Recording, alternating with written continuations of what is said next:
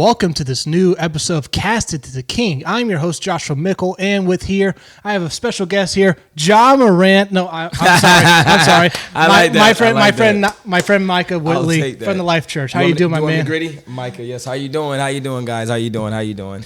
So, first impressions, what do you think of this? I mean, this setup is dope. I'm in love with it. I mean, behind the scenes, I was just telling them, like, this is crazy. I've never been on an actual real-life podcast. Like, this is sick. It's dope. It's dope. Yeah. Camera's up there, by the way, so that's just a display. Okay. So you want to look up there. What's up, guys? Yeah. Micaah here. All right. First thing we're going to get right off the bat is the college football weekend that was, and we had a couple of major upsets and some surprises in there. Particularly, one in particular was the Washington Huskies beaten down at home in front of their home crowd, the Ducks. And there are many more matches that were very close. Alabama barely got away from Arkansas, but Arkansas still loses. The Vols, for you Vols fans out there, are still the Vols, unfortunately. Like they are not impressive this year as they were last year. So what were some standouts for you this past weekend for college football? I mean, I'll give you one. And this is, being biased. I was at the Memphis game Friday, and, everything was going good. Everything was going pretty straight, and then all of a sudden, one interception just turns the whole thing upside down on its head, and it was over. Like, the game just got, out of our grips, out of our grasp, just like that. So it happens that fast in football, guys. Like, any moment. That's why you got to be locked in from the time in, from the time out. Like, you got to be engaged because that interception just cost the whole game. I mean, you just saw it. It was just done after that. They got momentum. Tulsa started being cocky, talking to the crowd. I mean, I was literally there, and I seen them, and I was like, yeah, this game's done. It's over. Off that one interception. Crazy. Yep, and one more thing that stood out this weekend, Colorado. Oh, man. My Lord. Shador! Yeah. Prime time, you blow it to Stanford. Golly, man. That offense has got promise. That defense. It's just the defense. They they can't protect anything. They can't protect Shador. It's just, I don't know. It's just bad. It's just really bad. Yes, they got offensive talent, but like you said, the defense is non-existent. I don't know when they'll get that, but they're not having it right now. Mm-hmm. And one of the couple of things, Vanderbilt actually scored a couple of touchdowns more than I honestly thought they would have actually done in their game versus Georgia. Yeah. Funny enough. So, because everyone thought that was going to be like a railroading game. No, literally. Of like 40-0 or 50-0 versus Vanderbilt. Like Tennessee put like 50-some-odd points or something last year without Hendon Hooker to close out the year. Michigan handles their business versus Indiana as per usual, and Ohio State handles their business as usual. And there's nothing else really that's really surprising to me this past weekend outside of some close calls with Alabama and others. That was a very close call. Yeah. You know what I mean? And I live in a house with an Alabama fan, so let's just say he's happy, by the skin of his teeth they got out of that. But, win is a win. I can still take it. Yeah, I mean, that seems to be the case with Alabama, especially last year, and it bit them in the rear end finally versus Tennessee. Now this year, Texas gets it done the second time around versus them, and when I talk about college football, the last 2 years when it's Alabama versus Texas, on the heels of Texas is on their way to the SEC. I'm like, this is Nick Saban's and Alabama's worst nightmare. Literally. That they don't. No, that's the last team they want to be playing against. No, literally. Like, they'll be back and forth. Like, this is the new. It seems like this is the new LSU versus Alabama of old. Literally. Like, back and forth. Man, those games used to be legendary back in the day, man. I swear. But, Nick Saban's team, it's just not looking Nick Saban-ish, if that is a word. Like, I mean, I don't know. It's just not looking like the old days. Like, I don't know what's going on with it, but it's just, they're just skating through things that they shouldn't skate through. I mean, they used to be dominant, and now it's just, I don't know what's going on, to be honest with you. I can't tell you. One of the surprises, another surprise that stood out to me was the USC game. They lost to Notre Dame with a 40 burger. And again, it's 40 burger. With 48 points to 20 points. I mean, it's their first loss of the year to my recollection, and I think that really puts a hamper into their aspirations to be playoff contenders this year. Yeah. Now, next year is when the 12-team system kicks in. So, Right. But this year will be the How do you Swans. feel about that? I think it's much needed. It's much needed. I mean, because we had number 3 TCU give us what versus Florida? Yeah. I mean, not Florida, Georgia. Mm-hmm. With the game that was, which I'm not the biggest Tennessee Vols fan, but my parent, but my father's side of the family is, and and just based off of TCU alone, like had we known that was going to be the case, Tennessee should have been that last playoff seed for last year, and probably give Georgia a couple more touchdowns. Right. I mean, still probably would have lost the game with Joe Milton as your quarterback. Yes, but still would get more of a puncher's chance than what TCU did last year. And I want to say something. You guys don't know this, but I'm from Florida. Just came to Memphis. Love Memphis, though. I love the 901. But got to say something about my crib. FSU, we're 6-0, buddy. Just want to let that be known. I take it how you want it, but we're 6-0 right now, and I'm feeling great about it. I mean, feeling great. As a Titan fan, man, I want the plethora of the quarterback pool to be really, really deep. And Jordan Travis, him and the Washington quarterback. I think Shador's going to be staying one more year. Yeah, probably more than likely. Probably. Do you think the other what's the other brother's name? The other Sanders? Yeah, what's his name? Silo? I think it's Silo. Yeah. I don't know if he's I don't know what their status is in college. Like if they're junior, if they're a sophomore or junior. Okay. But Shador is eligible for this year. Okay. I don't think he's coming out this year. No, probably not. Because he's probably going to get that NIL money. These guys are making more money, likely. man. Listen. More incentive to stay in college. Exactly. So isn't that crazy? Just 2 years ago, that wasn't even a thing. Or 3, whatever. Yeah, I mean, it's the times we live in, and that's one of the reasons why Georgia is what it is, because they're in other colleges like Texas and whatnot are poaching away talent that would normally go to your Clemsons, your Alabamas, like your what seemed like your top 2-3 teams that would be consistent every year. Now that talent's going elsewhere. Now those talents are going elsewhere. For sure. It's crazy. The world we're living in now. Yep.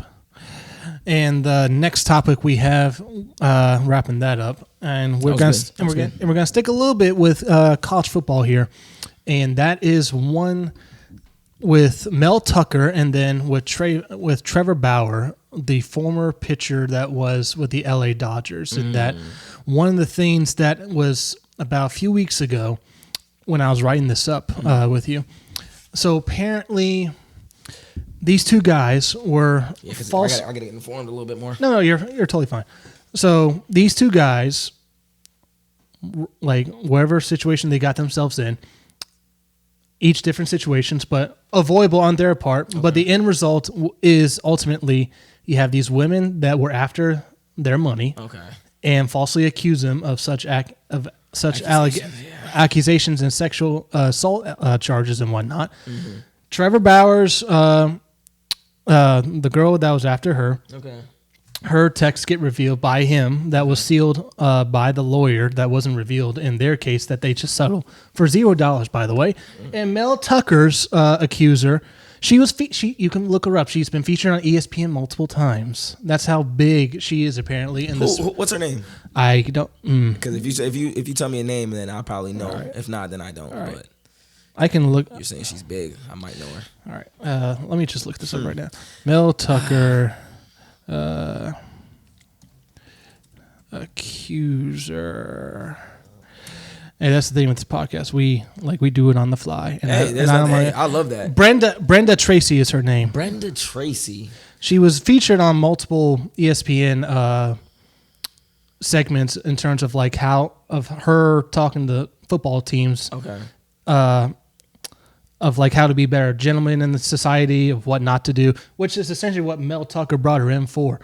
And then they had a little bit of a relationship, and it was out there that he and his wife were only together because they wanted to keep the children, like have that father-mother figure in the household. And then once they're out of the house, they'll go their separate ways. Okay, Mel Tucker. And then just when it was just getting too serious, apparently, she accuses him for like phone sex, and that's what. Who, Trevor or Mel? No, Mel. My God, Mel. For phone sex. I mean, Jesus. To which I say, really? phone sex. That's I mean, what's how going old to are we?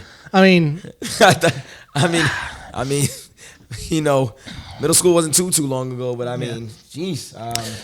the only reason we know about Mel's situation is his lawyers obtained text messages from Brenda's friend who had just gotten in a car accident recently, on like dying on her bed, and she and Brenda, the accuser for Mel, has the audacity to say to the family of her dying friend, "Hey, I want access to her phones and her laptops and computers." After she deleted stuff on her phone, she wanted to, because she was talking back and forth with her with this friend of hers, to where those messages do not get deleted. Mel gets a hold of him, and he's like, and to the best of my knowledge, he's essentially asking Michigan State, like, "Hey, unless you want me to sue you for wrongful firing, I want," because he signed for 10 years, $100 million essentially. Who, Mel Tucker? Yeah, he's owed $80 million. My God, owed $80 million. These college coaches, man. He was owed $80 million. He was only 2 years or so left in his deal. So the reason I bring this up between Trevor and Mel, we are living in a culture, I believe, where, with good intentions, with what Me Too did all those years ago, it seems like a long time ago. It was only like 5 years ago, literally. Though.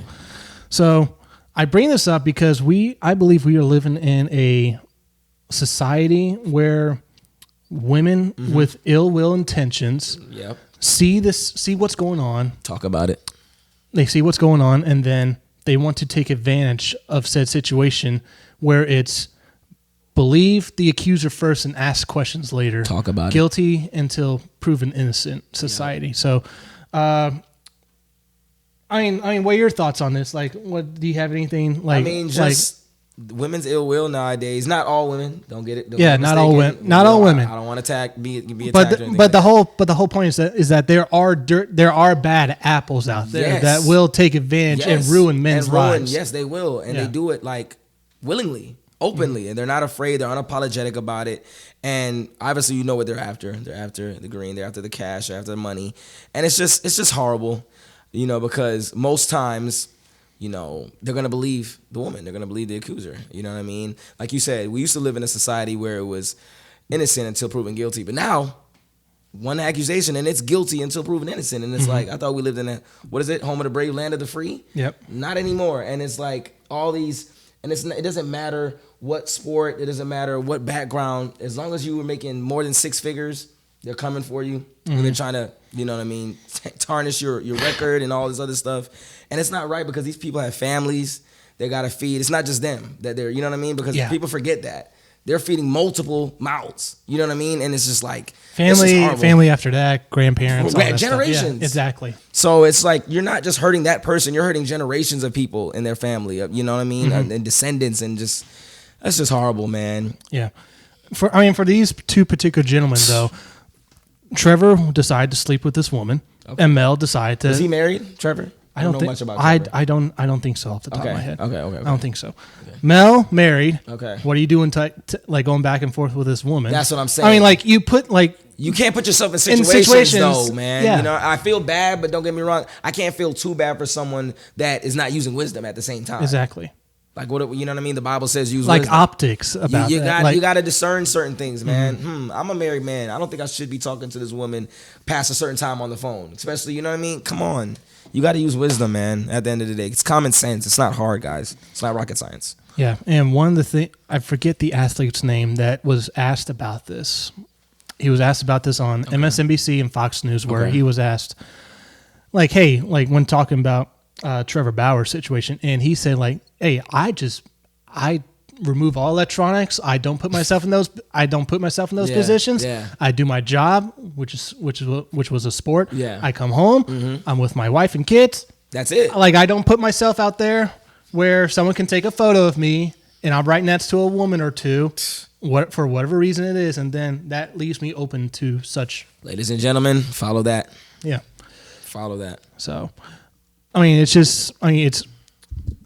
I said this to someone the other day, is that if we find out, because Trevor Bauer was essentially banished from the MLB for about 2 years. Okay. And what was the reason for? For the accusation. Oh, okay. For the accusation before it was proven that he was innocent. Before he didn't do any of this. That's crazy. So I say that because he was punished for that. Like I was mentioning this to a friend of mine the other day. If we find out next year or so that if Deshaun Watson, with all those accusations against him, if we find out through text messages or threads or whatnot that this was all coordinated by all those women to go after him, then I feel so bad for the guy. We got to start doing thorough investigations, though. It's just we just can't go off of what we hear this as soon as it comes to our ear. Like thorough investigation, especially if they're coming back innocent, like him and the guy that you just who's the guy that you just mentioned? They're right here. No. Deshaun Watson. Deshaun Watson, right. You know what I mean? If these guys are coming back innocent time after time on a consistent measure, like, we got to start doing thorough investigations, not just by the first thing you hear, guys. Like, because it's just wrong. You know what I mean? And it just looks awful. You know? And it's actually bad on them. So, I mean, if they want that, that's on them. But it doesn't look right. And it's not cool. It's not cool. The first thing you hear, you're just going off of that. No. There's always, what my mom always told me is there's three sides to a story. Your side, their side, and then there's the truth right in the middle. So we gotta get more thorough about it, man. That's what I suggest. Yep. We need better society. We need better decision making from us men, like to be better role models. Wisdom, guys. Wisdom. That's all. That's all it is. Like, I mean, look, for example, you live your life pretty good. I know of you. I see you in church all the time. If I even heard something remotely like this from you, I know it wouldn't be true because of how you live your life, your actions, what I see. So it's like, I don't know, man. I don't know. I mean, it's one of those things where, again, we need better role models from men in our society. We need to not enable the incentive to accuse innocent people in our society, and also.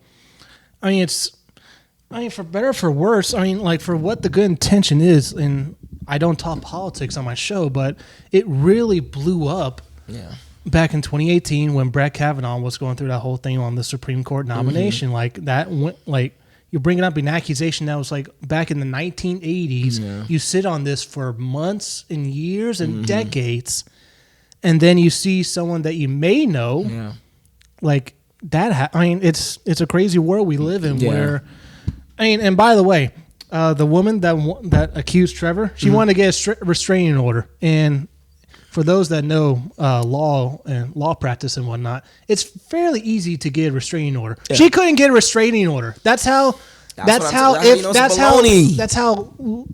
shaky ground she was on, which was pretty crazy when you think about it.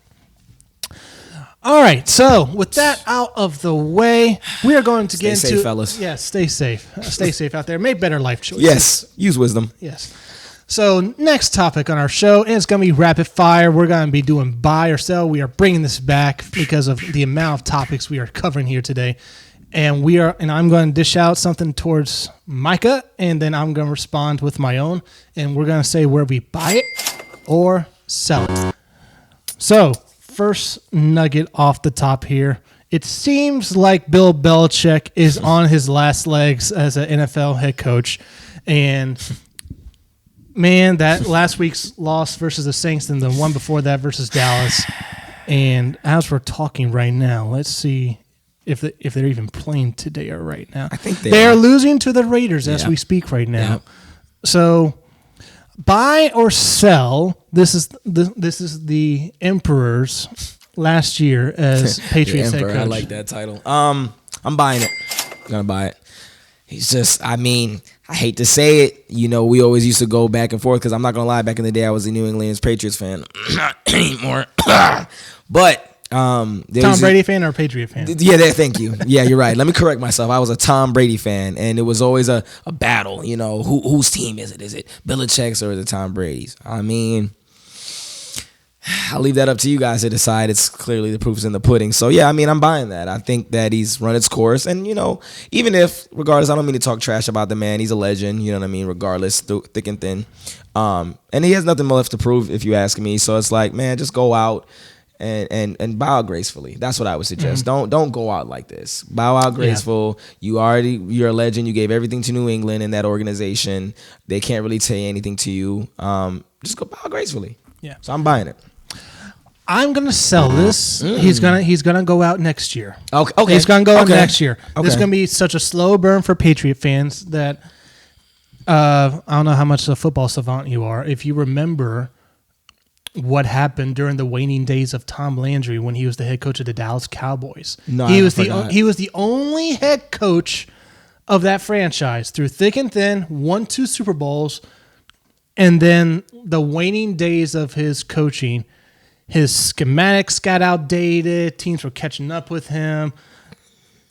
Like the offense we know today, like he was one of the godfathers of what we see today in shotguns, what we see in the NFL. He was one of the guys that created the shotgun formations. Yeah. And we see that a whole lot in the NFL today. Made that infamous. So now I akin to this with Bill Belichick, the waning days of Tom Landry, where great head coach, he's going to be a first ballot Hall of Famer, no question about it. Yeah. But as we stand right now, the talent, the NFL, the coaches have all gone by him. Yeah. It's like the game's passing by him. No, literally. And he has control of GMing, and he's the head coach infamously. Right. And I think Bob Kraft needs to, this offseason, have a serious conversation with Bill's like, hey, man, like, this ain't working. Like, obviously. I mean, but, like, and they're supposedly best friends. No, they have a great relationship. Yeah, so that conversation is going to be hard for Robert, obviously. So, I mean, again, this is going to be one of those things where Bill's not going to go down lightly, in my opinion. I think he's going to get one more season. I could be wrong. I would not be surprised. I can see that. I would not be surprised if after this year, Bill Belichick announces, I've given so much to the game, I'm going out on my own note. See ya. Right. I'm buying what I'm saying, but I definitely can see what you're saying. Yeah. And I feel like if he does stay for another year, they'll probably give him a farewell tour, Kobe-ish, because he's deserving of it. I'll give it to him. I think farewell tours for players and coaches are two different things. Yeah, probably. That's what I'm saying. I wonder. He's just done so much for that franchise. I just wonder if they'll, I think Tom Brady's time in in Tampa Bay really hampered down the whole, was it Belichick or Brady era? Yeah, and it turns at least proof in the pudding is that right now he's only made the playoffs once in New England without Tom Brady, and that was a few years ago with Matt Jones. And through some weird record or whatnot, they were 11-5 with Matt Castle in 2008, and they still missed the playoffs that year. Wow. So through tiebreakers and craziness that was.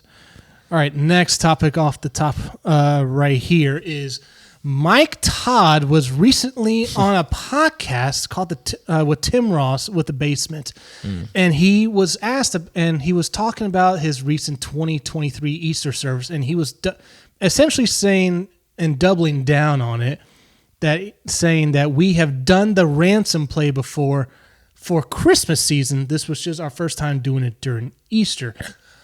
Micaah, are you buying or selling Mike Todd doubling down with his Easter choice? I'm buying it. I feel like it's true. I feel like, pastors recycle things. They do things a multitude of times, and I believe it. You know what I mean? Sometimes you just, the Holy Spirit comes in and you add different things pop on you, but same material, same setup, you know what I mean? Same strategy. I mean, pastors do that. They're known for doing that. So it's nothing that's egregious to me or that I wouldn't believe. I mean, I'm buying it. So just to give some background for you real quick for the audience that may be seeing you for the first time, you're related to Pastor Wayne Francis. So I am Pastor Wayne Francis' nephew. Who is also the head pastor for our New York campus at the Life Church. Check it out. So you're his nephew. So yes, I am. He is your uncle? Yes, he is. He's your uncle. Yes, he is. So you have a little bit of say in this in terms of pastorally. Yes, I do. Family. Yes, I do. I am hard selling this thing. Here is why. The moment they came out with that whole Easter play, and initially on social media, it was nothing but quick snippets of oh my God, here's this egregious stuff from play. If you watch the thing in full, you know what it is. but they took it off of their social media sites for a reason. If he's doubling down on it, the first question I have for him is, if you so agree with this and you're not backing off of it, why'd you take it down? Why'd you take it down? And the reason cannot be for copyright, because what YouTube does with their algorithms and whatnot is that with YouTube's monetization stuff is that you can have a song, and me working with the Life Church YouTube channel, I get this every single week when we have worship.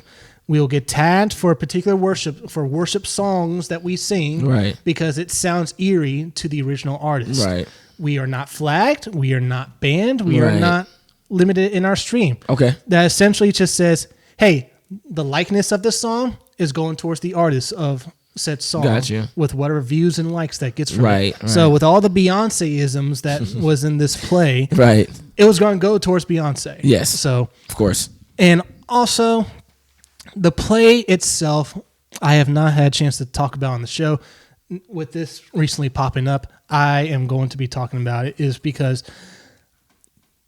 the idea of the going into this, you got the timeline this year for just Mike Todd alone. Yes. For as I get positioned in my own seat, right?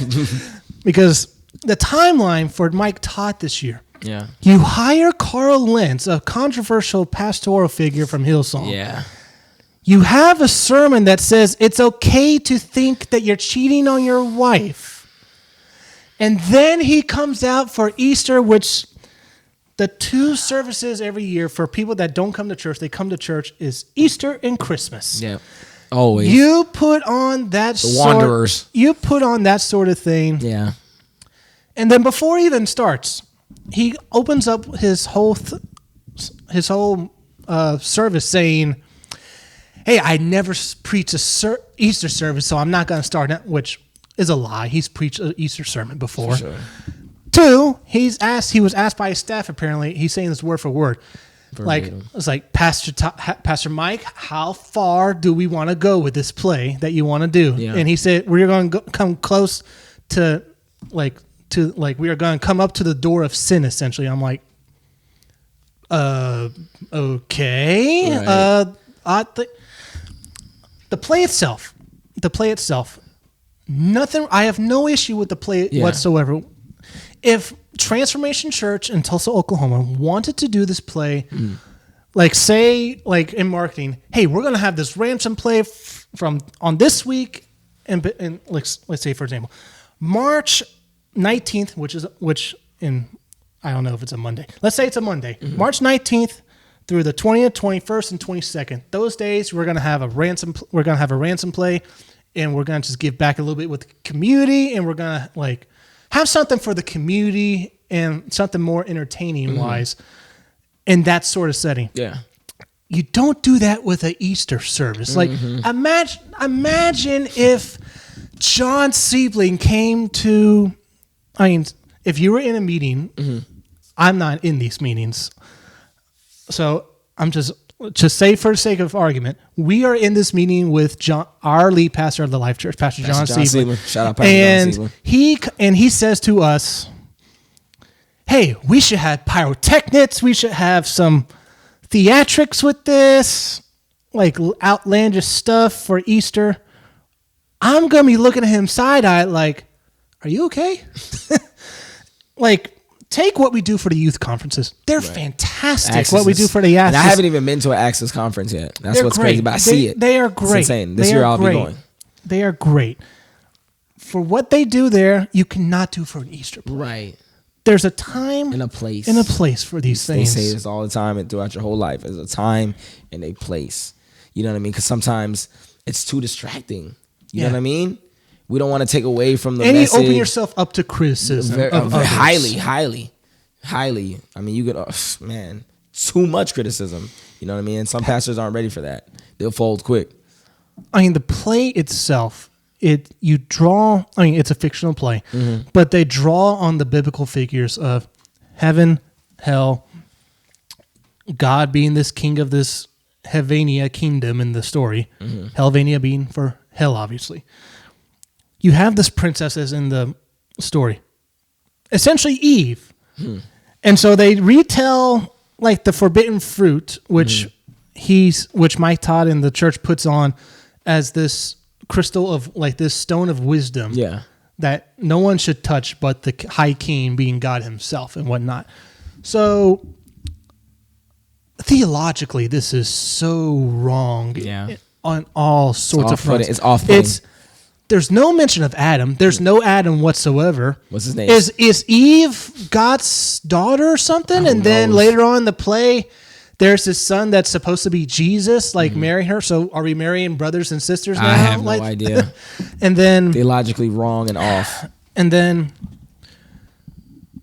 I mean, the key figure for Satan. There were some lines that were funny, but the actress that they got for Satan, I have nothing wrong. It was a woman? It was a woman. Oh, yes. Okay. Like I'm not gonna hide. interesting. I'm not gonna hide any hypocrisies. Mel Gibson casted a female for Satan in Passion of the Christ. Right.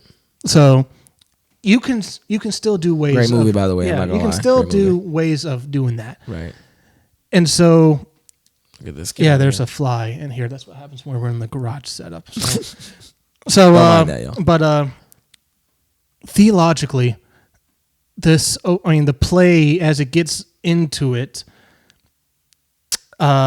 Christ, like the Jesus figure, saves Eve from a cross in hell, and then it leaves you to wonder, there's some out there, like theologic, like theories out there of saying, was Christ brought to earth to save Eve in that sort of biblical sense? And there's some teachings that Mike Todd has done where he believes and theorizes that the forbidden tree in the garden was God's tithe. And so we should never touch the tree because we're robbing from God, which I don't know how anyone would see that. I mean, hey, man, I hate to be ripping on pastors, but for what has happened this year alone with Mike Todd and some of his teachings, it's just a lot of criticism coming his way, man. I mean, he opens himself up for it, and you're free. You're free to have your own opinion, man. You know what I mean? I don't feel like you should get too hard on yourself about it. You know what I mean? No, I'm not. It's just this never comes up. So, like, if there is a falling out at our church, I'm not gonna vent that out. Obviously. Right. That's that. Safe to say you weren't a big fan of the play. Again, no issue with the play if it was not on Easter. There's a time and a place for things. If this was like, and so he's saying that he's never done this play, right? Is that what he was saying? They're saying that he has done the play on Christmas multiple times. How they do that for Christmas? I don't know how they do that for Christmas. Oh, I know the scene was from hell. It was after Jesus' death, but imagine you're a first timer there. You're seeing in this hell setup. You're seeing three girls talking about getting one with the guys. Oh, Lord. Twerking. Oh, wow. Talking about fatties. So, baddies, everything sexually, like, implied on a church stage on Easter. I guess he wants to get real nitty and gritty, you know what I mean, and give you guys the real. And some by itself, on a social media click, where you see like a YouTube short, like they only show you like 30 seconds of it. If you see that clip and you're told it's from a church, you're immediately appalled. Yeah. You're like, what's going on here? So did I confuse what you were saying? Because what I thought you asked me was, do I believe that he's done a play like this before and then he's recycling it and he's just adding new layers to it and stuff like that? That's what I thought you were asking. His words were on the podcast with Tim Ross was that we've done this play before as a church and we wanted to do it for Easter this time around. Okay. So my guess is they never live streamed this for Christmas then. Okay. So, but yeah, the buying and selling was that of him doubling down. Okay. On his play. Okay, got it. All right, we'll get into sports here. So this one, as you can see, Grizz Nation is coming back hard and strong. John Morant and the crew. Let me do my gritty. Yes. Let me do my gritty. I'm kidding. While sitting down. John Morant and the crew are back at it, and training camp, essentially, preseason is underway for the Memphis Grizzlies. Let's go.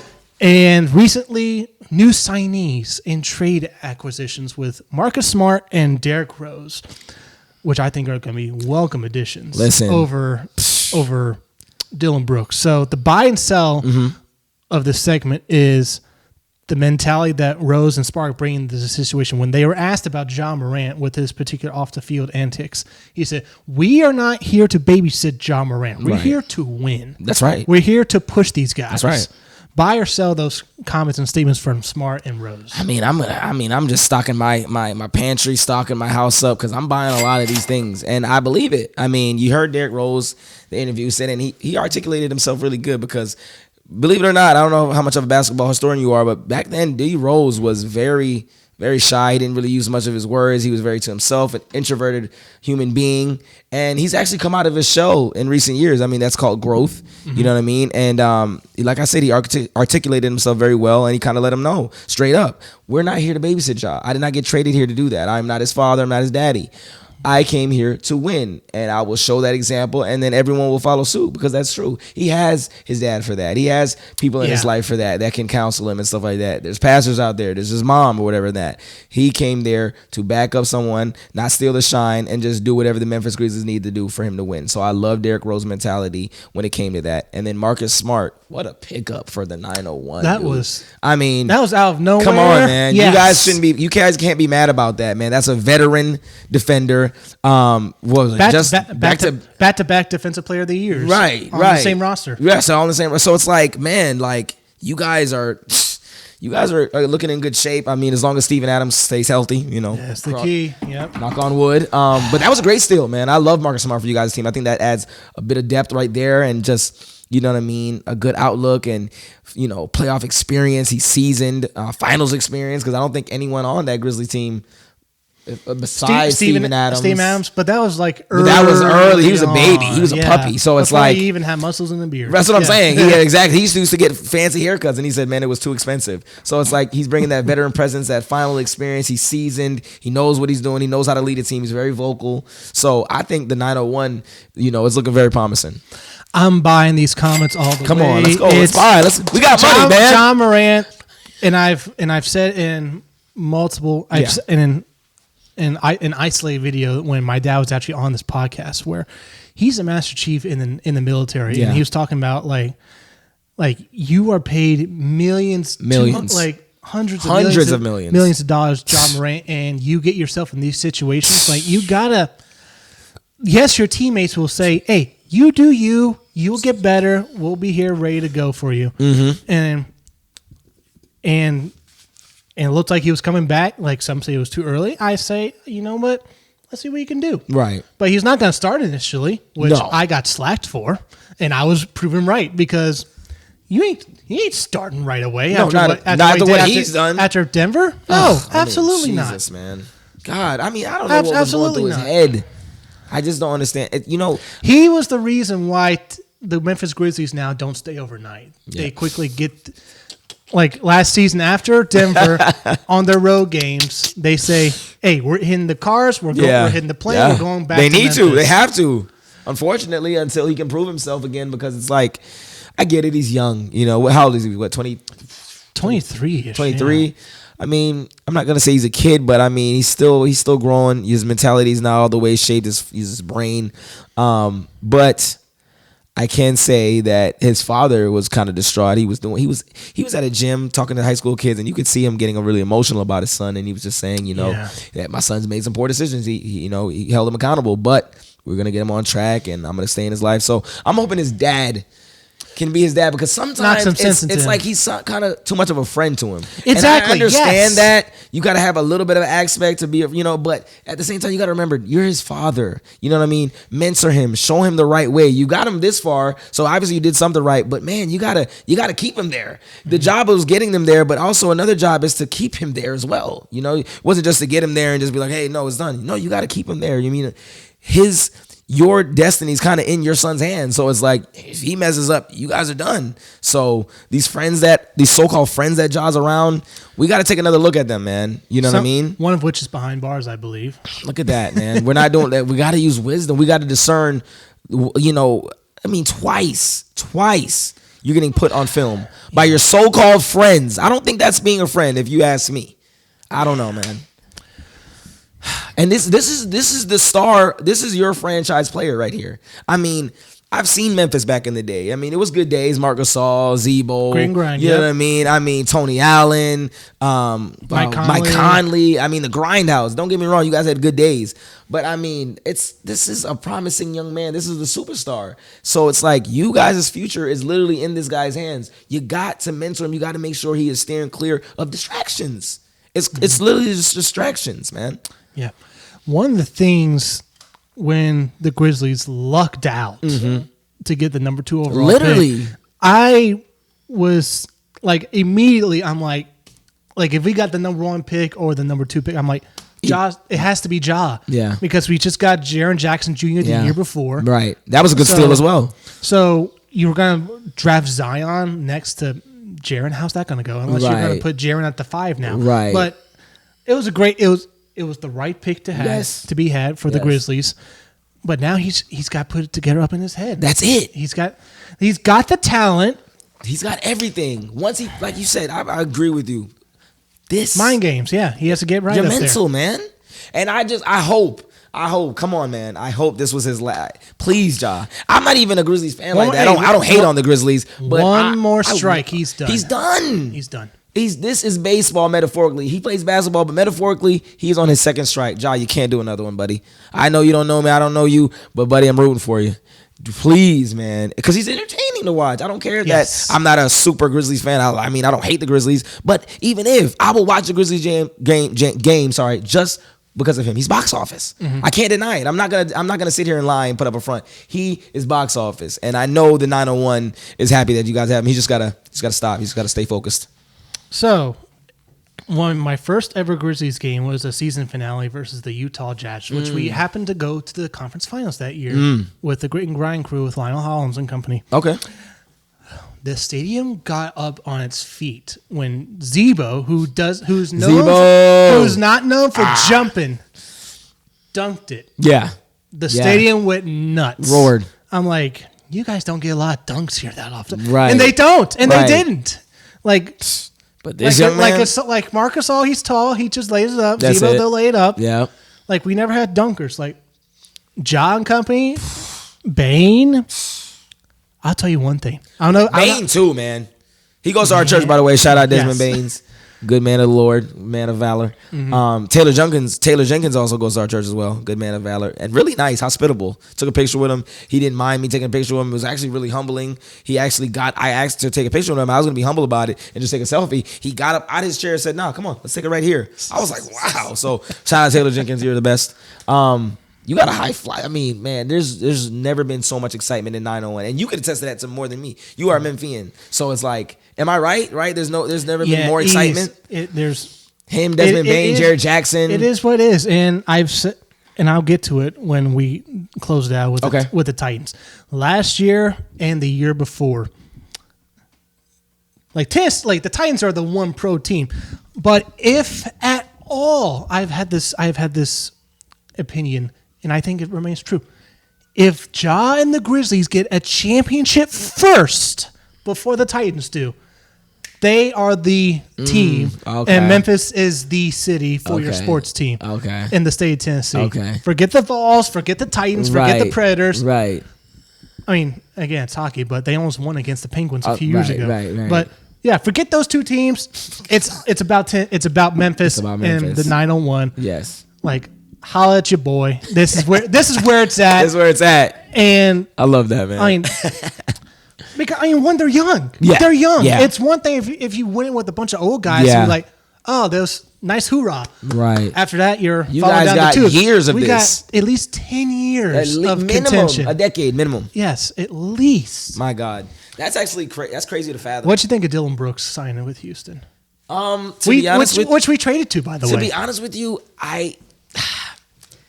I think it's actually a good pickup for the Rockets, and it was a great loss for the Grizzlies. Yes. And what I mean by that is, obviously, he was a good defensive player and stuff like that, but man, his mouth just was too much for me. Like, I get it. Don't get me wrong. I love people that have grit. It's just his antics. It's not about having grit. Grit is amazing. You guys are, the grindhouse, grit house, whatever you guys call yourselves. Yeah. But it's just his antics. You warranted LeBron and company to drop a 40 burger on your head because you were so cocky and so in above your head that you think calling him an old bear and all this and that. I mean, look what happened the very next game. You know what I mean? That's just costly. Sure, let's punch him in the nuts. Right. And then you're doing let's kick someone else in the nuts. You're kicking nuts, you're Draymond-esque. Like, it's like, bro, it's ridiculous at this point, man. Like, and then you're not backing it up on the offensive side. Great. Don't get me wrong, defense is great. But man, he can't shoot it in the ocean, dude. He can't shoot a ball in the ocean. Wide open. I mean, they tell him, hey, he's with us. Hey. When he shoots, they say he's with us. That's if you're a basketball player, that's the ultimate disrespect when someone shoots and you say he's with us. I know how much you've been watching. I know how much you've been watching the Grizzlies lately. What if Gigi is getting those open looks that Dylan Brooks did? Man, how many of those are you listen, he's knocking them down. Gigi, man. Pick 45 in the NBA draft. If he turns out like right now, he's the rarity of NBA picks outside the top 10 is in and of itself a rarity. It's very. If you nail on a second round pick with Gigi right here, oh my God. He's going to be starting at the 3. Yeah.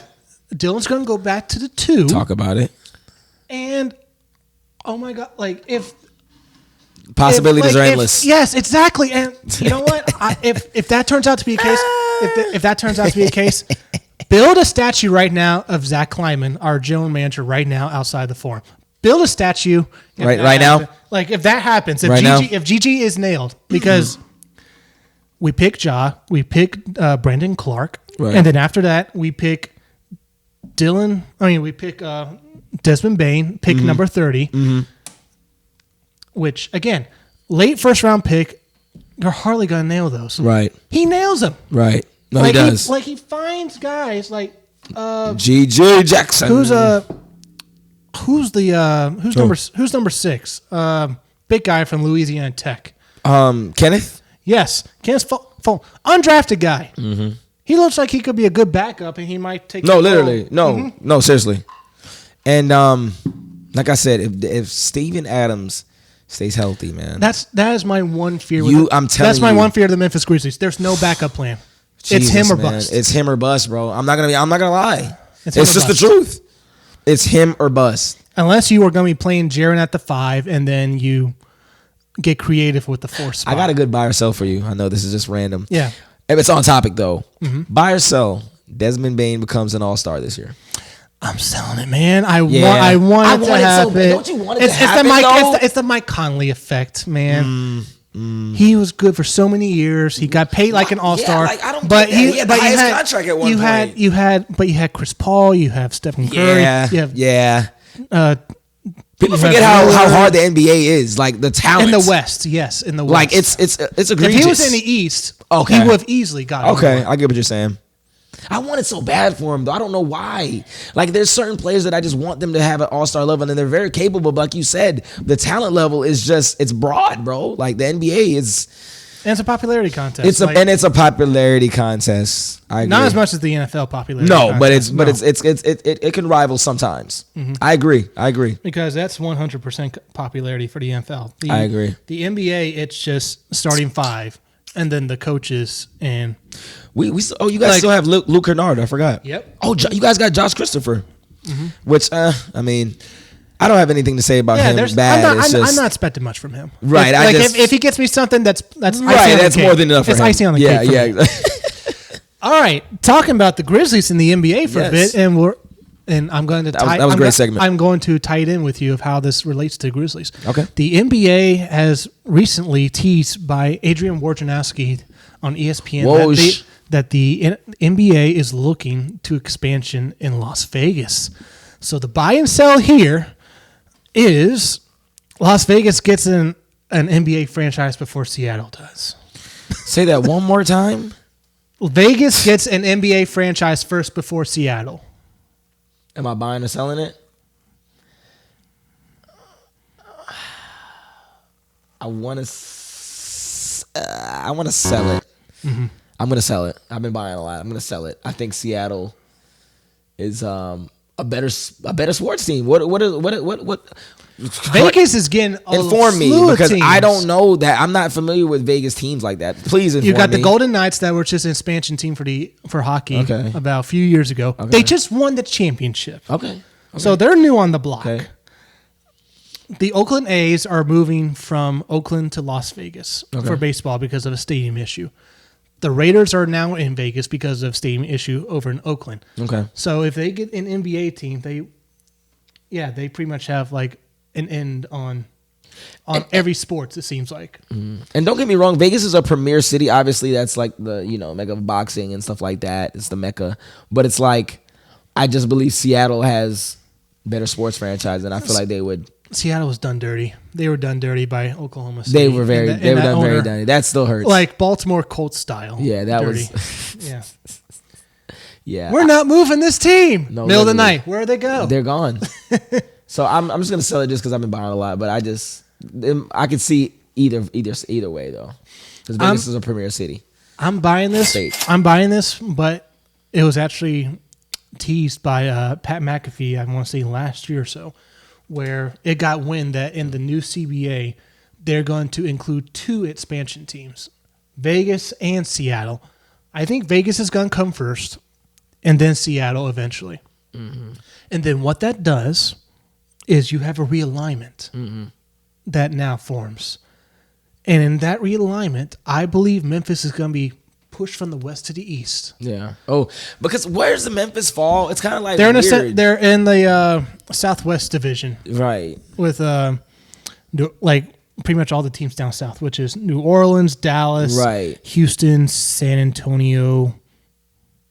I think that covers them up. Yeah. I think that's just it's 5 teams. Yeah. Those 5 teams. Okay. The 3 in Texas and the 1 in Louisiana and the team in Memphis. Yeah. That's our division right now in basketball. I think a realignment with the NBA for the Grizzlies would involve the following teams, and it will be it'll be teams in divisions of 4, because of geographical travel. Cleveland, Detroit, and man, I don't have the thing off the top of my head. Cleveland, Detroit. NBA map. All right, what do we got here? Pace. What is it saying? Oh wait, no. What is it saying? It's these 3 teams that the Memphis will be a part of. They'll be a part of Chicago, Indiana, and Cleveland. Okay. Those 3 Central, a newly formed Central Division, and then after that, geographically, it makes sense for you where you have a north where you have an east with the Boston Celtics, Knicks, Nets, and 76ers. The Atlantic Division, which you will have Charlotte, you'll have Miami, you'll have Orlando. Geographically, it just makes sense. It does. It makes way more sense. Are you buying it? I'm buying. Both.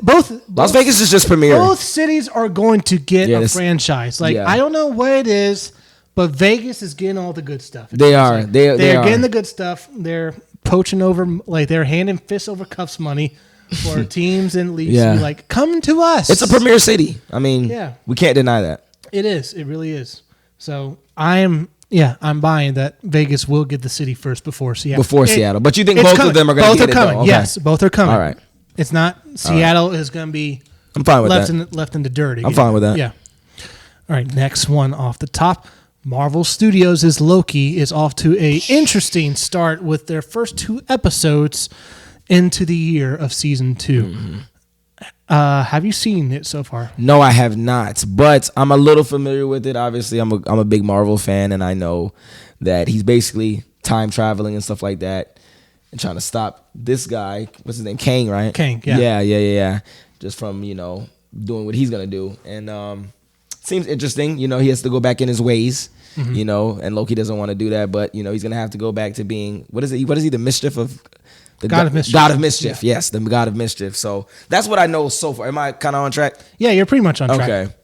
So the way episode 2 ends, it leaves me scratching my head. But then again, by the time we get to the season's end, it's going to be like, oh, this is how it all impacts everything. So in terms of the buy and selling, since I'll be solo on here, buy and selling the direction the show is going so far, I am buying this wholeheartedly. You leave off with the cliffhanger that was at the end of season 1. And then the interesting branches of timelines that is of how he's rifted through time. Right. Now Loki. And how they explain that in episode 1. And then getting into episode 2 for a bit, it's like it's good writing. It's good writing. It's what we want in a Marvel show. Secret Invasion. Oh my God, no. Do not get me started with Secret Invasion. That was such a bad show that anything subpar or good, I would have accepted. You'll take it. 2 episodes in, I'm taking this, man. Yeah. It's such a good show so far. Okay. So I'm buying this all the I gotta get Disney Plus, man. I have Netflix and Hulu, but I gotta get Disney Plus to watch this, right? Am I correct? Or Yes. Apple TV or whatever? Okay. Well, But I like Marvel and the cinematic universe, and I like Loki as a character and stuff like that. And I like the fact that he's gonna have to get back into his bag. You know what I mean? I would to say, be that old Loki. I would say one of the awesome but dynamics of the show that they carry over from season to season. Him and Owen Wilson, Mobius. Yeah, their connection, like buddy cop relationship. Yeah, their character development that carries over. It's still. awesome. I love it. We have not seen Kane yet, by the way. No, but his shadow in the show you can see and feel, but we have not seen him yet. Yeah, Victor Timely is his variant's name right there. Okay, we have not seen him yet. Okay, maybe in episode 3 we do. Probably. All right, so this one right here, I'm pretty sure you're going to have a say in this, is we're staying on the topic of Marvel. They have overhauled the directors and writers for their new Disney Plus show, Daredevil Born Again. So, the buy and sell for you, Micaah. Here, I'm ready. This reworked show is going to be great. I gotta sell it.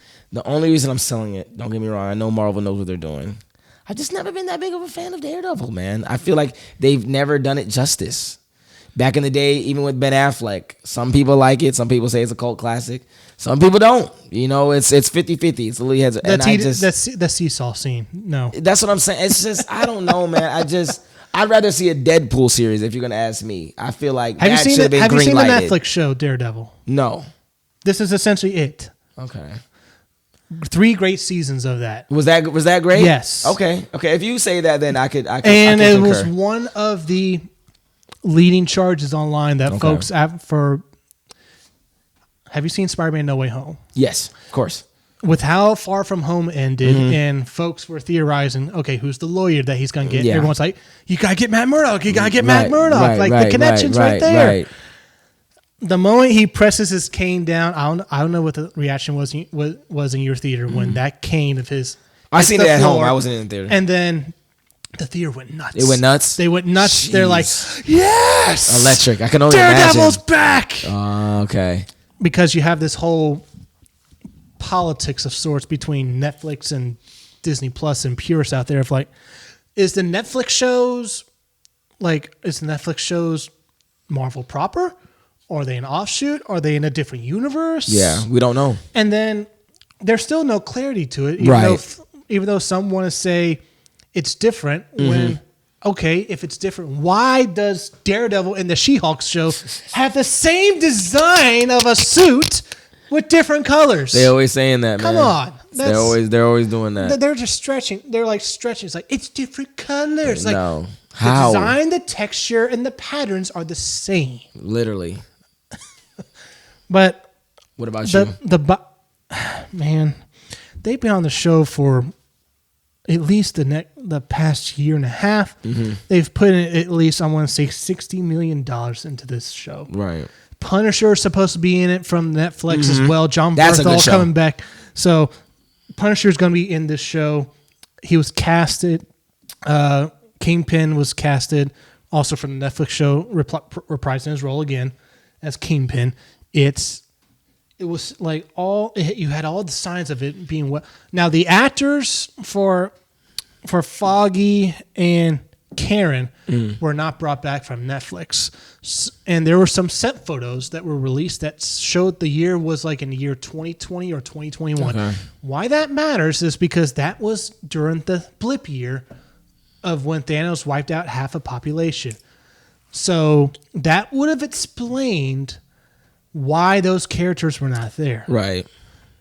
So for them to do a haul of a rewrite of the show, it makes me question: Are we going to get Punisher? Mm-hmm. How serious is this show? Mm-hmm. I think the show was going to be its first rated R of its kind show for Disney Plus. Yeah, carrying over from Netflix, like R in the sense that it is not. It's not F-bombs. There's no sex scenes. It's just violent. Very gory. It's just violent with what it is, man. Straight gore. Like the reason for that being R. I want to buy this. I'm gonna sell it. I don't want to sell it, man. I don't. It's okay. Man, Give it up. I'm just gonna sell this because because there's no problem with that. How many stories do I have to hear behind the scenes that? Oh, Marvel's like tripped up behind the scenes. They can't get anything right. Like they're numerous. I'm like plethora. Golly, that's all you hear. All right, hopefully this one will get us a little lighthearted here. The director for the new Fantastic Four movie, who recently is coming off of WandaVision, which is a great Disney. That's actually a good, great Disney series. Plus show. I haven't watched all of it, but from what I've seen, it's actually really pretty good. Will be directing this movie. Okay. And he has said, when asked about who is cast in this movie, and he says, "This movie is cast. It's all done. We cannot announce it because of the whole actor strike going on. Can't disclose that information, huh?" So, buy or sell, this is going to be the Fantastic Four film that we deserve. It's going to be better than the first two. Then its predecessors, the previous ones, yes, which were mediocre or close to that. It was not mediocre. You're being very, very nice about it. It was. I enjoyed the first two ones. I don't care what anyone says. Do you enjoy it because it's nostalgic for you? Like you remember where you kind of were, like it's nostalgic. I was a kid growing up, man. That's what I'm saying. So, because I kind of remember, being at Burger King too. I used to get a Whopper and like there was like toys and stuff like that. So it's a nostalgic factor for me. But when I look back in hindsight, I grew up with Spider-Man, the X-Men films, and the Spider-Man was and those first two Fantastic Four films.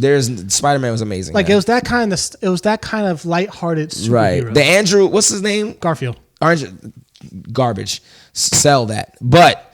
The Tobey Maguire and Tom, what's his name? Tom Holland. Tom Holland, fire. Cannot lie. I'm gonna. It's Marvel Studios' first crack at this. I feel like they know better. They've got the technology's better. Improvements with everything. I'm gonna buy it. I think it's gonna be fire. How about that? I think it's gonna be amazing. Yeah, how about that? I think it's gonna be really good. At minimum, it's gonna be really good. Yeah, I think it's gonna. And it really depends. It's not on the technology. We know that they got all that and everything's advanced. It's really the actors who they choose. I really think so. I really believe that, and the director and his vision. But I really think that whoever they choose to play these characters. They got to come with it, man. And give us something out of the box. I want to see something that just would surprise me. You know what I mean? Out of left field. I want to be surprised by the cast and the ensemble. How would you feel if it was John Krasinski and Emily Blunt as Mr. Fantastic and Sue Storm? That's the famous fan casting. I wouldn't be mad about it. And he was in Doctor Strange. I know. I wouldn't be mad about it. I like Emily Blunt. I like him as well. I wouldn't be mad about it. Now it depends. Like, you know who I'm not gonna say that. Here's a fun fact for you. Okay. Emily Blunt was originally supposed to be first in line for Black Widow. Was she? Before Not Scarlet? Really? Before Scarlet. I thought it was Scarlet. Why? She said, "Oh, I have conflict of I have Conflict of conflicts. interest? No, I have conflicts with my film schedule because I'm filming Gilligan's Island with Jack Black. Black." Okay. That film was not good, by the way. Terrible. Sell it. Garbage. Man. And then it depends as well. I want to see who they're gonna cast for The Thing. That's his name, right? The Thing. But he's gonna be CGI. Come on. That is true. And their CGI is incredible. God, Marvel CGI is like next level. But it is. I don't care. I want the voice to be. And I know this is gonna. I don't care. I'm gonna say it. I want the voice to be Vin Diesel. I know he's Groot. I get it. But I just think it works. That man's getting too much.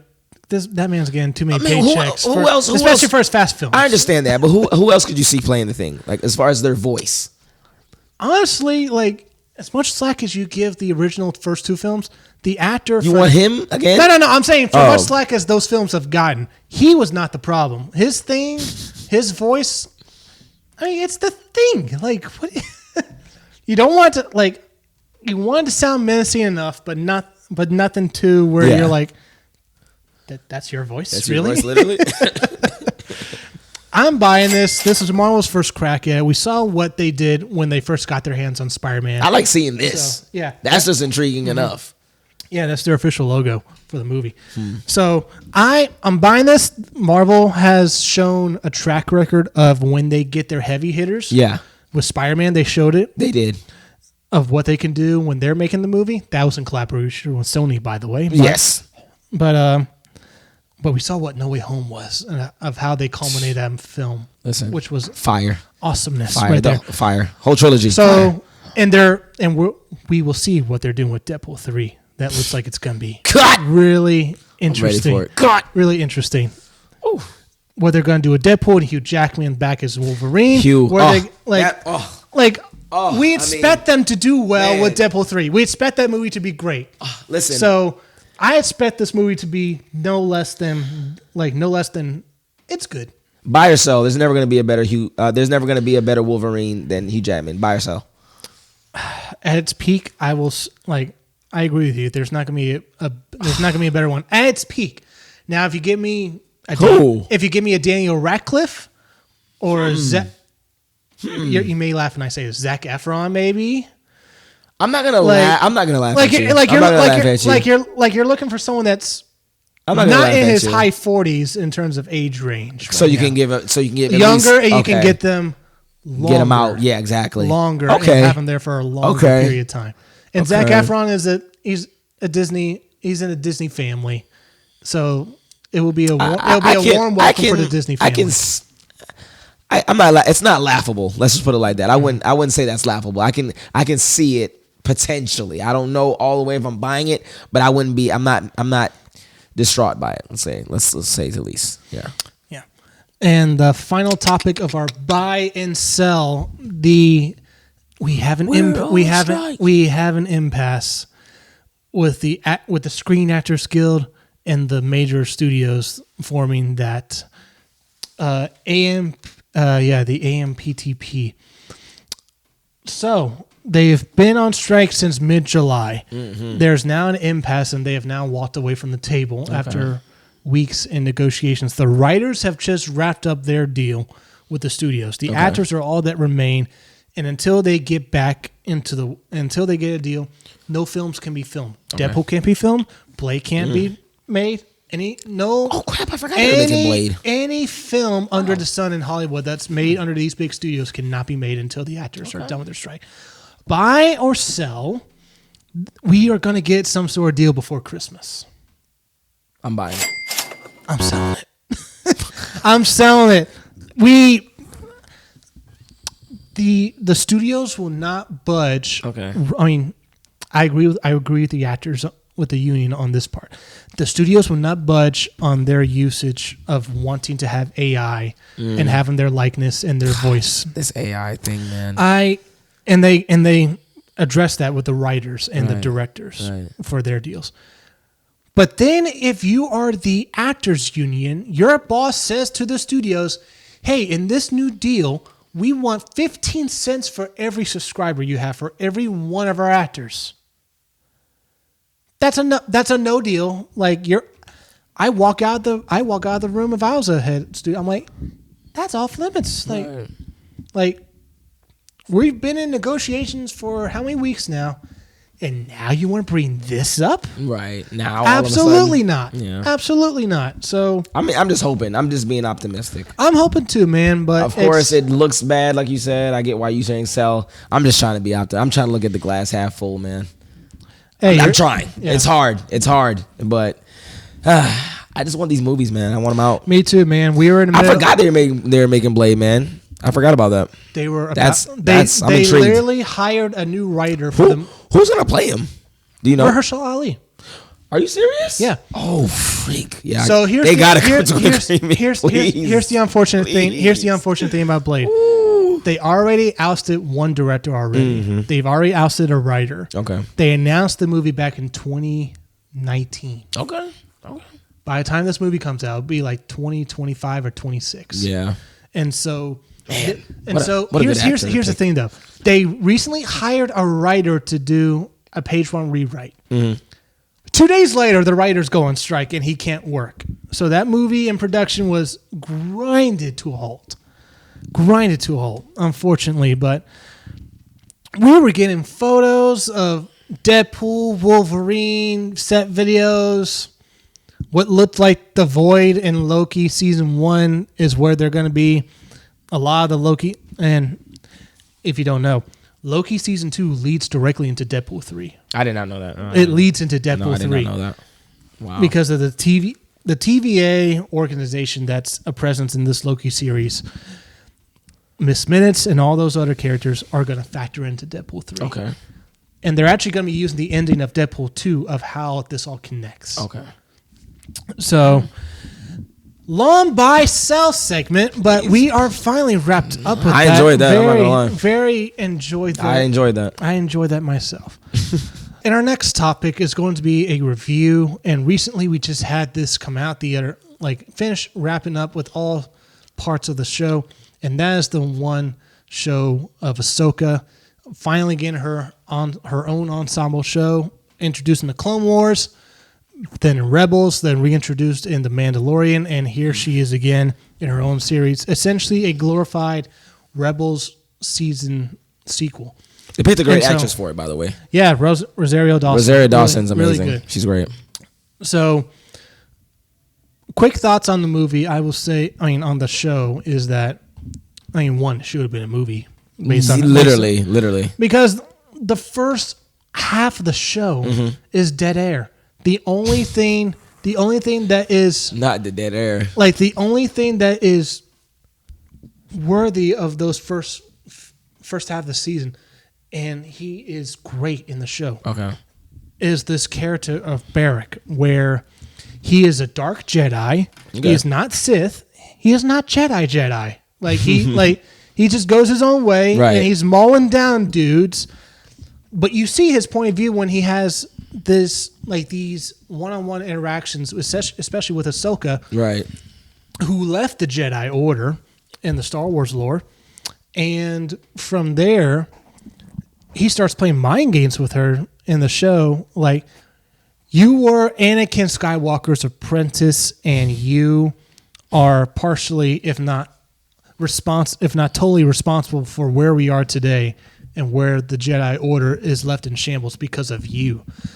So you have that sort of villain antagonist out there where you can see from a point of view, he's right. Yeah. He's right. And obviously from Ahsoka's point of view, it's like, yeah, she had it all messed up, and I'll tell you what, I'll just get it out of the way. Best parts of the show was when Hayden Christensen makes his glorious return as Anakin Skywalker. The CGI of de-aging his face, and that episode where they're in the world between worlds again. Anakin is somehow back there to where I as a watcher, I'm like, we are well past Return of the Jedi. How are you here and you're not a Force ghost? Right. The way the mythos they set it up, it's it's poetry. It's poetry. Like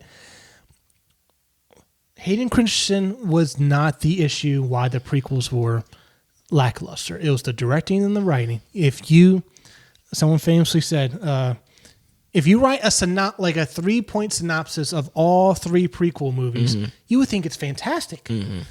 But the execution of such things is where it got lost in the woods and whatnot, lost in the haystack. So, except for Revenge of the Sith, I still think that's a really good Star Wars movie.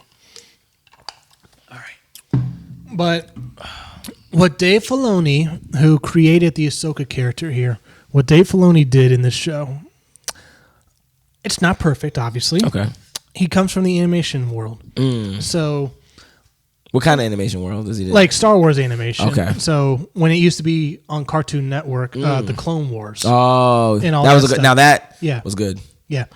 He spearheaded that show. And since the Mandalorian episode 5 of the first season, he's been brought on to live action direct. And one of the famous things that he said behind the scenes of that episode he first did, he was already executive producing with Jon Favreau with Mandalorian and most of these TV shows for Star Wars.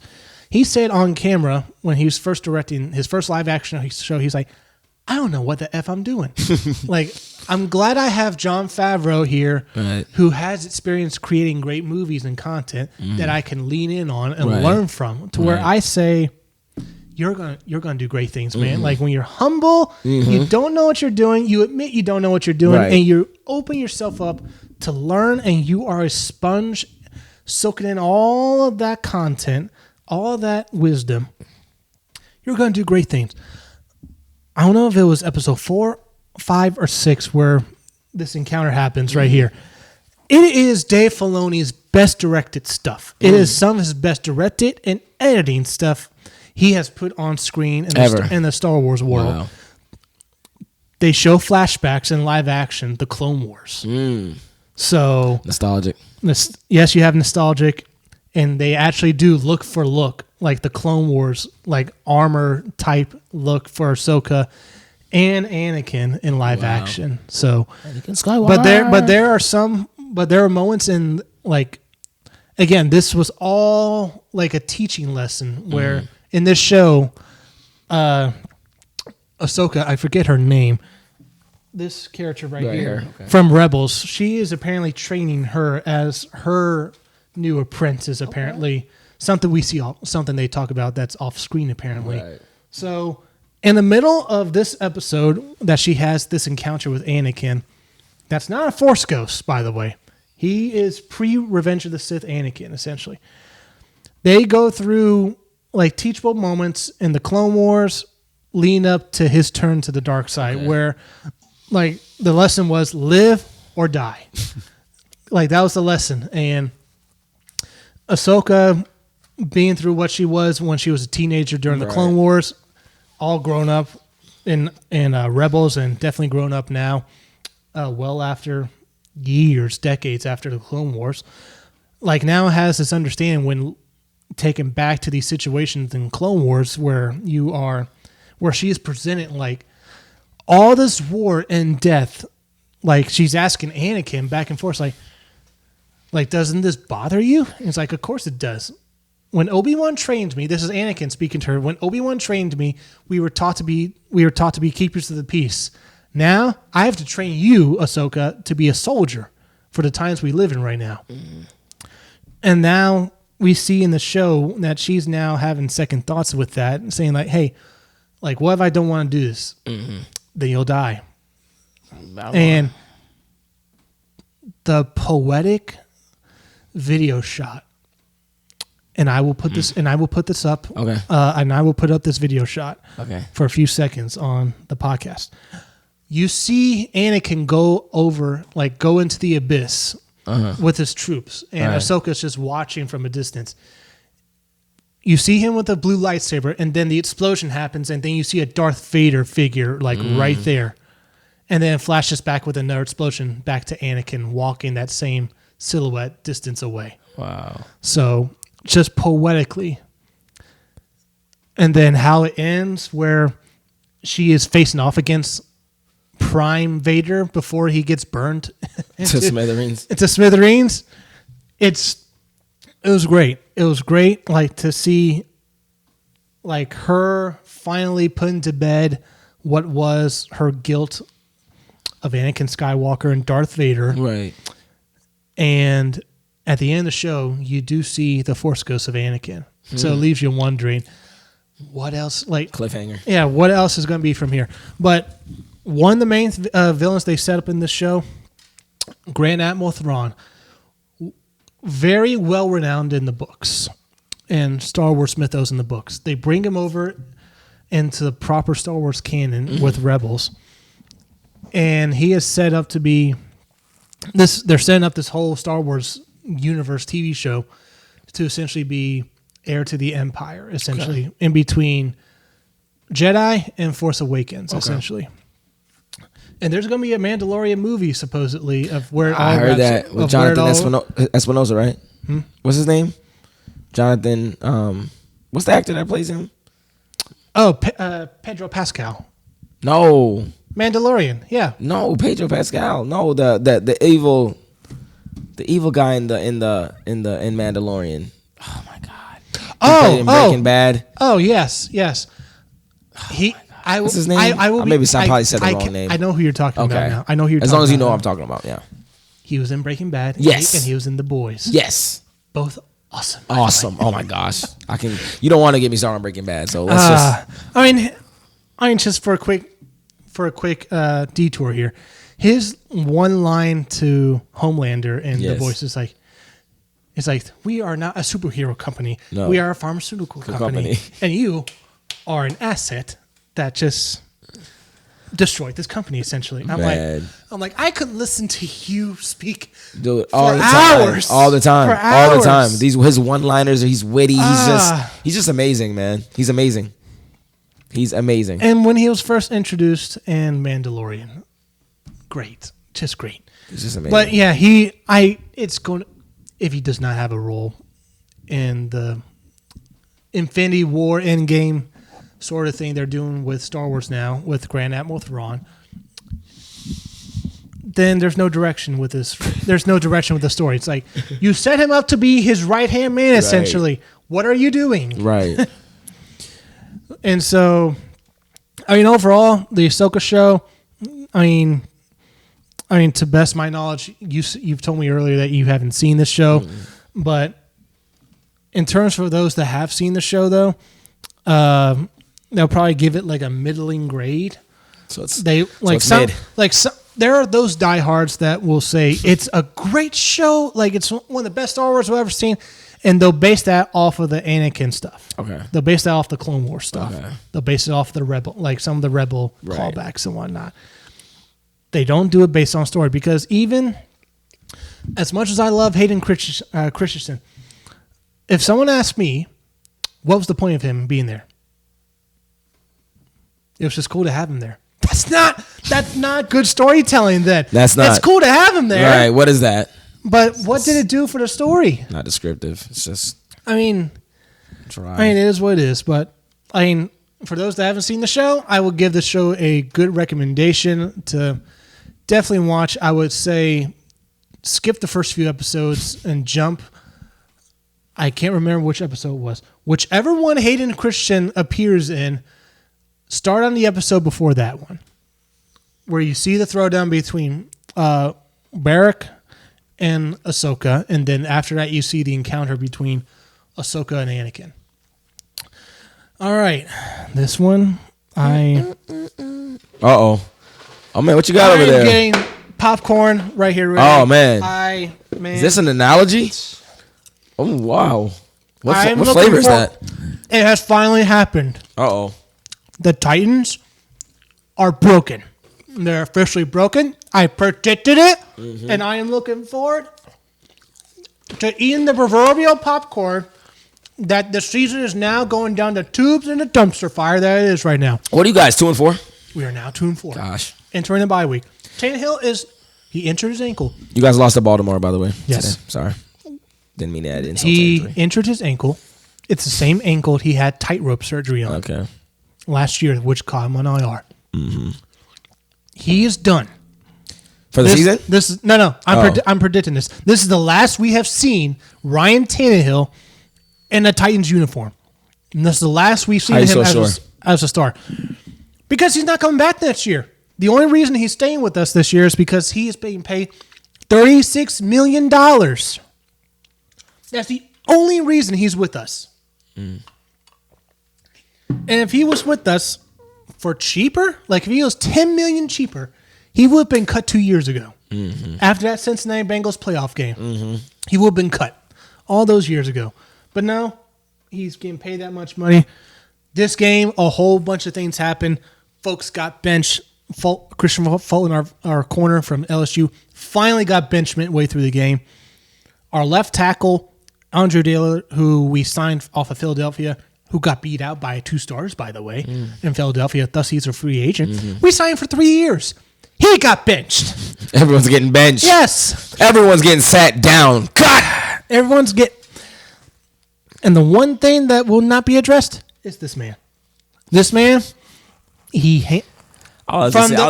is your segment. I'm just here. I need that popcorn. I just want to watch you go. Last year, I had Mark Siebling on. Yes. For an episode. And it was the day I had him on the show. That was the day we fired our general manager out of nowhere. John Robinson, he was fired. And we were both like, what does this mean? Mm. Like, did Vrabel get him fired? Or is Amy Adams, our owner, not satisfied with our roster? And it turns out it's a little bit of both. Mm. And so now we go into this past offseason. He's still the head coach. We lose 7 straight to end the year after starting out 7-3. And Rand Carthon is our general manager, who was assistant general manager in San Francisco. And he, if you want to believe the reports, he was responsible for the middling late draft picks that they picked in San Francisco. That includes the following: George Kittle, who's a premier tight end. Yes, very. Brandon Ayuk, and Mr. Irrelevant Brock Purdy. If you want to believe the reports, it is Rand Carthon scouting and information gathering that the San Francisco 49ers now have Brock Purdy. Because of that man, we hire him. And the wording is that this is supposed to be a collaboration between general manager and head coach. The general manager does not do anything without the head coach's say. Collaborative decision. Yes. Essentially, his team, but a face for general manager, essentially. So for Mike Vrabel to say this offseason, we want to get faster, and we want to get quicker, and we want to get stronger. Where's that speed? There's no speed on this roster. I love DeAndre Hopkins, but every time he catches the ball, there is no run after catch. He is quickly going to the ground. Oh my! Derrick Henry can get into spurts. This O-line is not strong. Right. This O-line is pathetic, putrid, and weak. And they allow another injury to Ryan Tannehill. Another one. He busted both of his high ankles last year. Another one. Both of his high ankles went out last year. And the second one went him out for the rest of the year. He re-injures that same ankle they had to get surgery on. This game in London. Oh, and by the way, Vrabel, unlike the Ravens, fly out to London on a Monday. Guess what day this man wanted to fly out his team? When? Friday. Late Thursday, Friday morning. We'll arrive to London, and only 2 guys from our 2018 squad was here when we last went to London on a Thursday night, early Friday morning. And we lost that game too. Jesus. And for him to say leading up to the week, it's what we've done. It's the way we've been doing things. We believe it works. We have the equipment here. We're going to try to get some guys healthy, and then we're going to make the flight out there. We got to coach better. We got to play better. I mean, there's some mistakes we just got to make. We're going to correct them. The mistakes are not being corrected. Mm-hmm. The same thing happens again. This is Groundhog Day for the Titans. And the purists that love Vrabel out there want to keep giving this man excuses. He handpicked. Here's the dilemma. Just keep going. Here's the dilemma. We had a horrible offensive coordinator that he decided to keep on after the Cincinnati Bengals lost in the playoffs. Okay. We decided to keep him. Did it do us any favors that we trade away A.J. Brown? No, that was a stupid decision. Right. Yes, and that's mainly one of the reasons why John Robinson lost his job in the first place. We finally fired Todd down. We didn't fire him after he had a DUI. Did he? No, we didn't fire him after the DUI. We fired him after the season. Oh, wow. And that DUI happened after our last win, which was the Packers that year last year. So we fire Todd Downey. Tim Kelly, who used to be offensive coordinator under Bill O'Brien in Houston, had Deshaun Watson and DeAndre Hopkins, to which most of us will say, okay, that offense with Deshaun, D-Hop, Will Fuller, who was healthy for a moment, for a hot second, put up points on offense. They scored like they were riling up the fantasy points for yardage and all that stuff on offense, and they were scoring touchdowns, which is what we needed. Whenever we were in the red zone last year, we scored at least on 70% on our red zone trips into touchdowns. This year, we are getting into the red zone. Great. You're scoring 30% of your drives into touchdowns. I'm glad we traded for Nick Folk, who's the Patriots kicker. Yeah. I'm glad we traded for him. 2025 seventh round pick. Well worth it. He has not missed a kick. Yeah. I am happy he's making his points. He is officially outscoring our entire Titans squad with just his field goal kicks. And for those, my dad, I know you're watching. We always call Jeff Fisher, when he was our head coach, Captain Field Goal. He is the new Captain Field Goal. Mike Vrabel is. Yes. You are in the red zone. You can't score touchdowns. One touchdown again for this offense. One. Oh my gosh. And your defense for most part of the game, when you see this week in and week out, your defense sees this, and the defense for most of these games are only giving up 17 to 24 points a game. When this defense keeps seeing this offense not scoring points, they lose their motivation. No, for sure. There goes 100%. any 100%. thing you can hang your hat on defensively 100%. with this squad. But this Ravens offense, they attacked our weaknesses. Yeah. They really did. 100%. They got after our corners. They got after the middle of the field. We can't stop the run, especially with Tier Tart, which 2 games he's out. 2 straight games, teams run all over us. So he's sitting back, and he's going to be like, this offseason, it's like, hey. Pay me. Yeah. Payday. I'm up. You really need me. Here's these 2 games. You got to pay me. He's going to be like we never have been a franchise where we dive money, where we spend money on an interior line. Right. Like we find guys like we found Tier Tart. He did not play this game. He did not play the Indianapolis game last week. But Tannehill, before he got injured, he in this offense accumulated under 100 yards of total offense. That is asinine. That's absurd. There. That's absurd. In a league where it caters to passing and the quarterback. Yeah. And Malik steps into the game, tip my cat to him, he did the best he could do. The offensive line sucks. And whenever whenever he does bad, throwing an interception, or can't move out of the pocket, or takes a sack, fans out there that are Malik Willis fans will say, that are Ryan Tannehill fans will say, oh, that's the O-line's fault.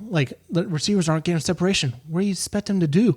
When Malik Willis gets sacked 4 of 6 times, 4 of the 6 times he's sacked when he's in there for those 2 drives, they have to pass the ball. They're not running the football. They have to pass the ball because you're down multiple scores. Right. He gets sacked. He's not throwing the ball well. Well, if you look at the box score, they pass for the same yardage. Oh, God. So, I'm not trying to be box office warrior right there. I know most of the yards came on that screen pass to our backup running back. I get it. But still moving the ball down the field. It's still moving the ball down the field. We are 170-yard pass away from Traylon Burks versus the Chargers from being 1-5. That's a fact. That's a fact. That is a fact right there. Without that one pass, we are 1-5 in our 1 wins against the Bengals this year. It's time for Tennessee. New direction. To blow it up. Yeah. Once and for all. Yeah. You have a bye week. Mm-hmm. Give Malik 2 games. Okay. I give Malik 2 games for him to show us with full preps of work with a new offensive coordinator now to say, hey, all this offseason work that we've heard for a long while that said you've taken big steps to improve your game this year. We think we drafted Will Levis in the second round this year. Yes, but you've shown such great improvement from us this year that we're going to keep you on the roster. Barry, you just beat out Will Levis throughout the mini camps and whatnot. You're now at the backup quarterback. Yeah. You're going to get 2 shots at this because last year you weren't done justice because the O-line was riddled with injuries and the wide receiving core was a pile of crap. Right. Malik has to work with DeAndre Hopkins. He has Derrick Henry. He has what I would have thought before the year, a competent tight end group. Right. They're just subpar now. I mean, we have competent receivers. We just it all needs to come together. And if he sputters, I prefer Malik. Like my sister went to Liberty. I saw him in college before. But if he sputters these next 2 games, which I think he will get versus Atlanta at home and then on the road on Thursday night versus the Steelers. If he sputters in these 2 games, then I will concede. I will say, okay, he had last year. He had the preseason. He had a little bit of this game versus the Ravens, and he's got these 2 games versus Atlanta and Pittsburgh. Okay, we've tried that. Malik, thank you so much. We're going to wipe our hands clean off of you. Now let's get the guy who ran Carthon and Mike Vrabel picked and see if he's worth the stuff. Okay. And if he is not, and we still lose, we get top 5 pick. I want Vrabel fired. Okay. Vrabel fired. I want an offensive-minded staff on this roster. Okay. And if you got that top 5 pick, the top 3 quarterbacks in next year's draft are better than Will Levis by a mile. Caleb Williams, Drake May, and who's the? Yeah, I said no. I'm saying I'm agreeing with you. Like it's not even close. Who's the Washington quarterback? Michael Penix. I think so. Yeah. Yeah, Michael Penix Jr., the lefty. I love lefties. I love watching lefties. Lefties in any sport, too. Just not even football, basketball. It doesn't matter. Yes. Baseball, I love watching lefties. But he's doing great at Washington right now. Yeah. And that game against, like we talked about earlier, the game against Oregon. Mm-hmm. That was fire. Phenomenal. That was awesome for him to come up in the clutch like that. Yes. Bo Nix. Against Oregon. Bo Nix, the Oregon quarterback. Here's another option. Yeah. I would say, and if Shedeur Jackson were to come out this year. Oh, you just said that. If he were to come out this year, I would pick him over Will Levis. I would pick him over Will Levis every day of the week. I will defer to you. What's your outlet? Like, what's your viewpoint on the Titans? And am I overreacting or no? I think I call myself a realist fan where you are. I don't put blindfolds on and shouldn't. say we're gonna win with this team. No, you're not. I agree with you. Like we've heard all offseason as Titan fans that Tannehill's the best option at quarterback right now. You see what the other 2 guys are like behind him. Not. Christian Fulton's the best defender on our secondary. No. Dude, listen, I don't think you're overreacting at all. There's not much more I can add to what you're saying. I mean, I concur to every point, every statement, everything. I mean, you guys just need to blow it up. It's just as simple as that. Get a new quarterback in there. He's trash. He kind of reminds me of Zach Prescott. I mean, I would take Dak Prescott. No, you wouldn't. Yes, it's time for Dallas to blow that up too. Would. It's this time, dude. That's what happens. That's a product of Dallas because we saw the same thing happen with Tony Romo. Mm-hmm.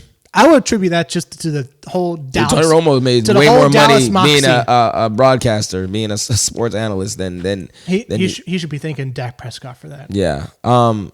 Dude, I agree, man. There's nothing more I can add on to what you're saying. I don't think you're overreacting at all. I think Ryan Tannehill is just a disgrace right now. To be honest, your backup quarterback, Will Levis, He should get in there. Or Mark Willis. It doesn't really matter. It's just he's not that guy, man. And he's not fast. He's slow. He's okay in the pocket. Because of his 2 high ankle sprains, he doesn't get out of the pocket like he should. Well, then listen. Go heal your ankles fully then. I mean, I don't know what you want. He's 35 years old. Then that's another thing as well. Deterioration. You know what I mean? Deterioration. You know, what is it? What's the saying? When you're getting old. Oh, my God. Oh, my gosh. Stay away from chocolate. Yeah, I mean, whatever. Basically, Father Time. Thank you.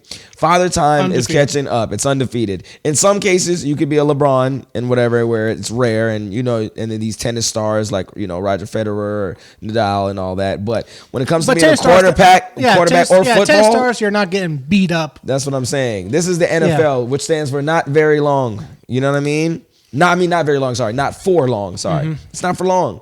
To blow it up, redo it.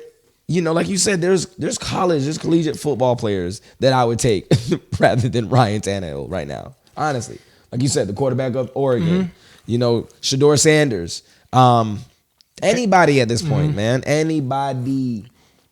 Florida State quarterback. Come on, yeah, we're 6-0, baby. Shedeur. Yeah, so I agree with you, man. You're not overreacting. I think I like that you're a realist, because I'm a realist fan as well. I am very transparent. I don't cut corners, even when I'm the hardest on my team. No one can be harder than me on a team. So I actually admire that. Yeah, blow it up. I mean, my mentality is, it may not be the popular thing to say. Say it. But be honest. Be honest. It needs to be said. We can't be beat around the bushes here and be all sunshine and rainbows like everything.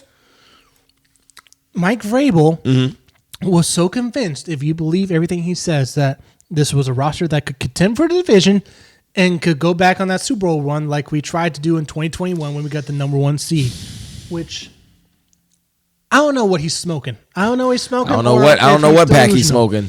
But there are a whole bevy of coaches out there that I would love for us to see. You know what? I said this the other day on a podcast with my friend Rocky. He's a Washington fan. Okay. He has Eric Bieniemy as his offensive coordinator. I would love to have Eric Bieniemy as my head coach. Look what he's doing in Washington with Sam Howell as his quarterback. Yeah. They're moving the ball around. They're scoring touchdowns. Shocker. Unbelievable. I love this. The Lions OC. He was up in line to be a head coach somewhere else this year, and Ben Johnson, I think his name is. But he said no, he wants to delay it for 1 year and be the Lions OC for this year and see what they can do with Jared Goff and maybe make a push for playoffs. You guys are last in the AFC South. Yes, we are. Just wanted to let you know. I'm sorry. No. I'm not. I already knew that. Okay, I'm sorry. Yeah. I'm sorry. Yeah, when everyone else is winning around you and you're losing, then yeah.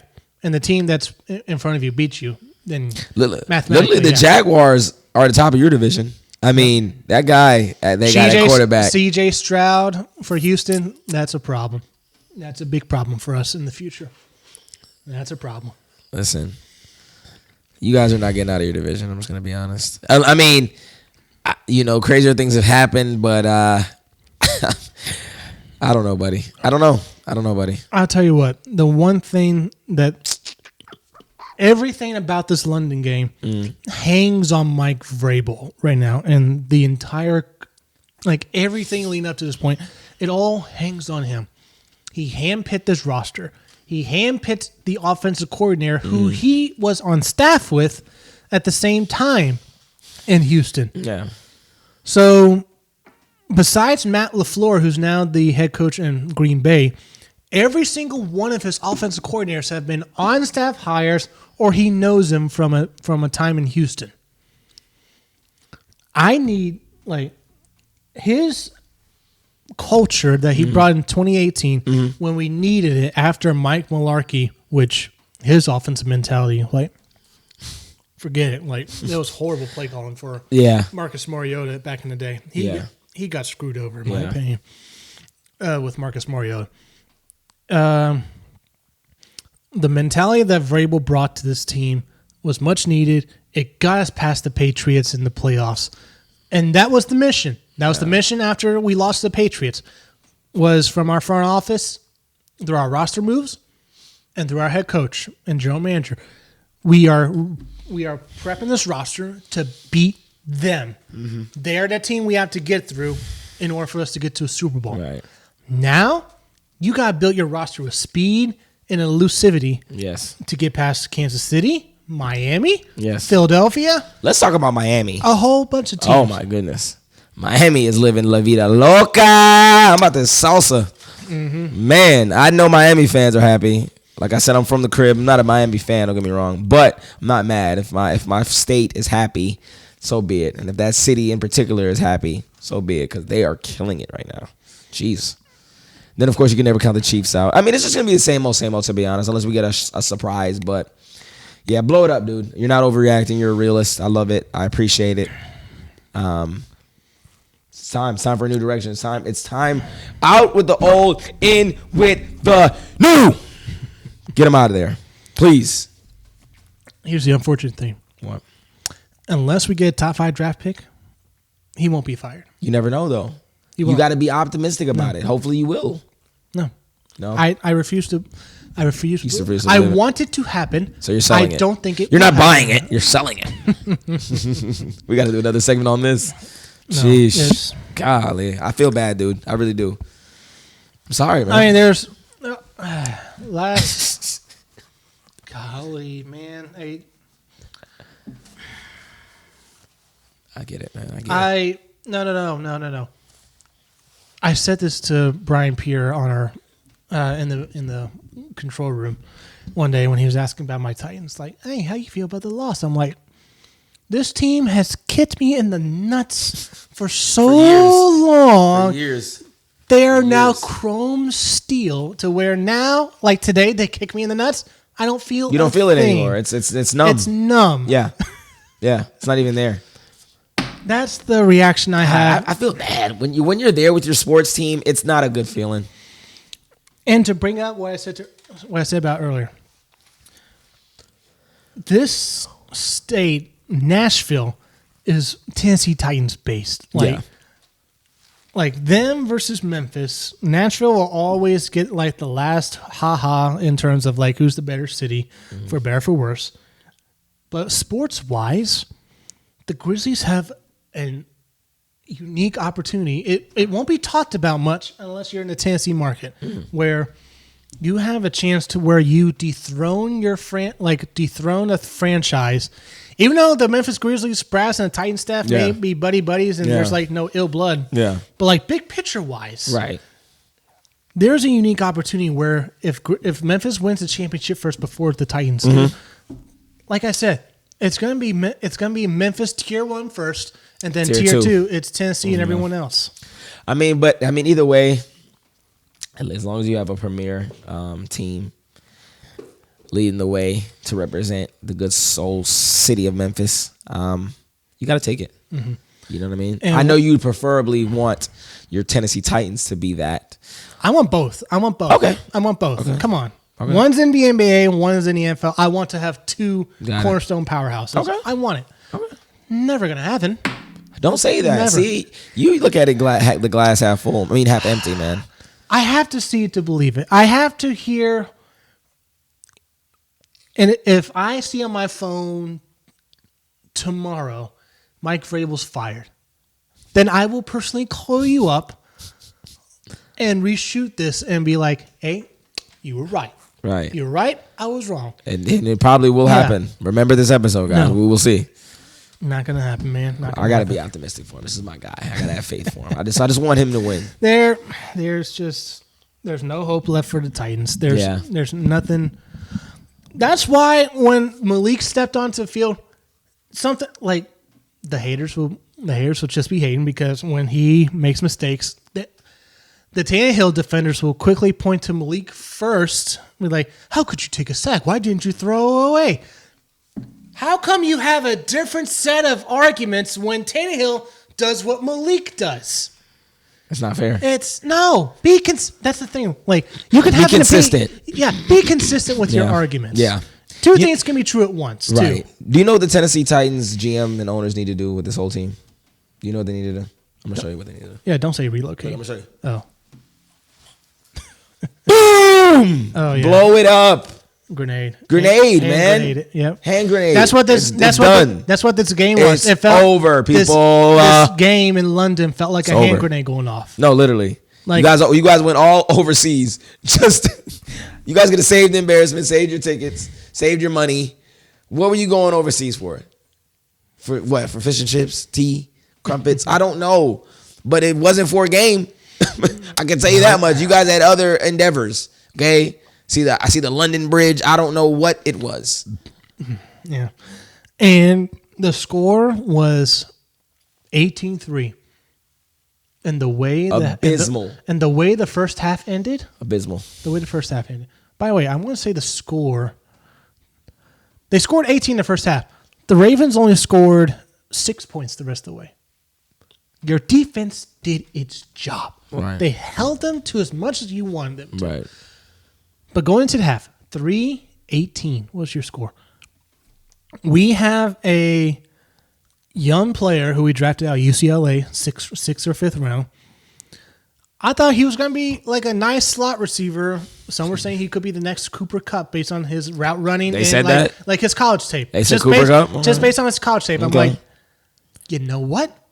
Okay. I'm not going to dismiss it. Okay. But... oh yeah, that's something to let's put a thumbtack on it and come back on this later. First game last year, week 1. Fantastic. He's returning punts. He had good 50-yarder return. He had great day being Ryan Tannehill's slot guy. Okay. Like doing all those Cooper Kupp-ish things like cross routes and whatnot. Right. And then after that, he's muffing punts. He's dropping balls. He's not being consistent. He gets injured. Mm-hmm. And he comes back this year. First time he's fielding a punt against the Vikings week 2. Gets injured. The man's made out of glass. What happens when he's finally back healthy? You barely saw him last week because the Colts only punted it once last week. Once. So you barely saw him on that, and you saw him on one play on offense. One play on offense last week. This week, Ravens, okay, they don't get 3 points. The time's like 10 seconds or so left on clock. They punted to us. You muff the freaking punt and give them 1 second left for 3 free points. You take away those 3 free points. Yeah, do the math. That's 3 less points. That's 21 points your defense gives up, essentially.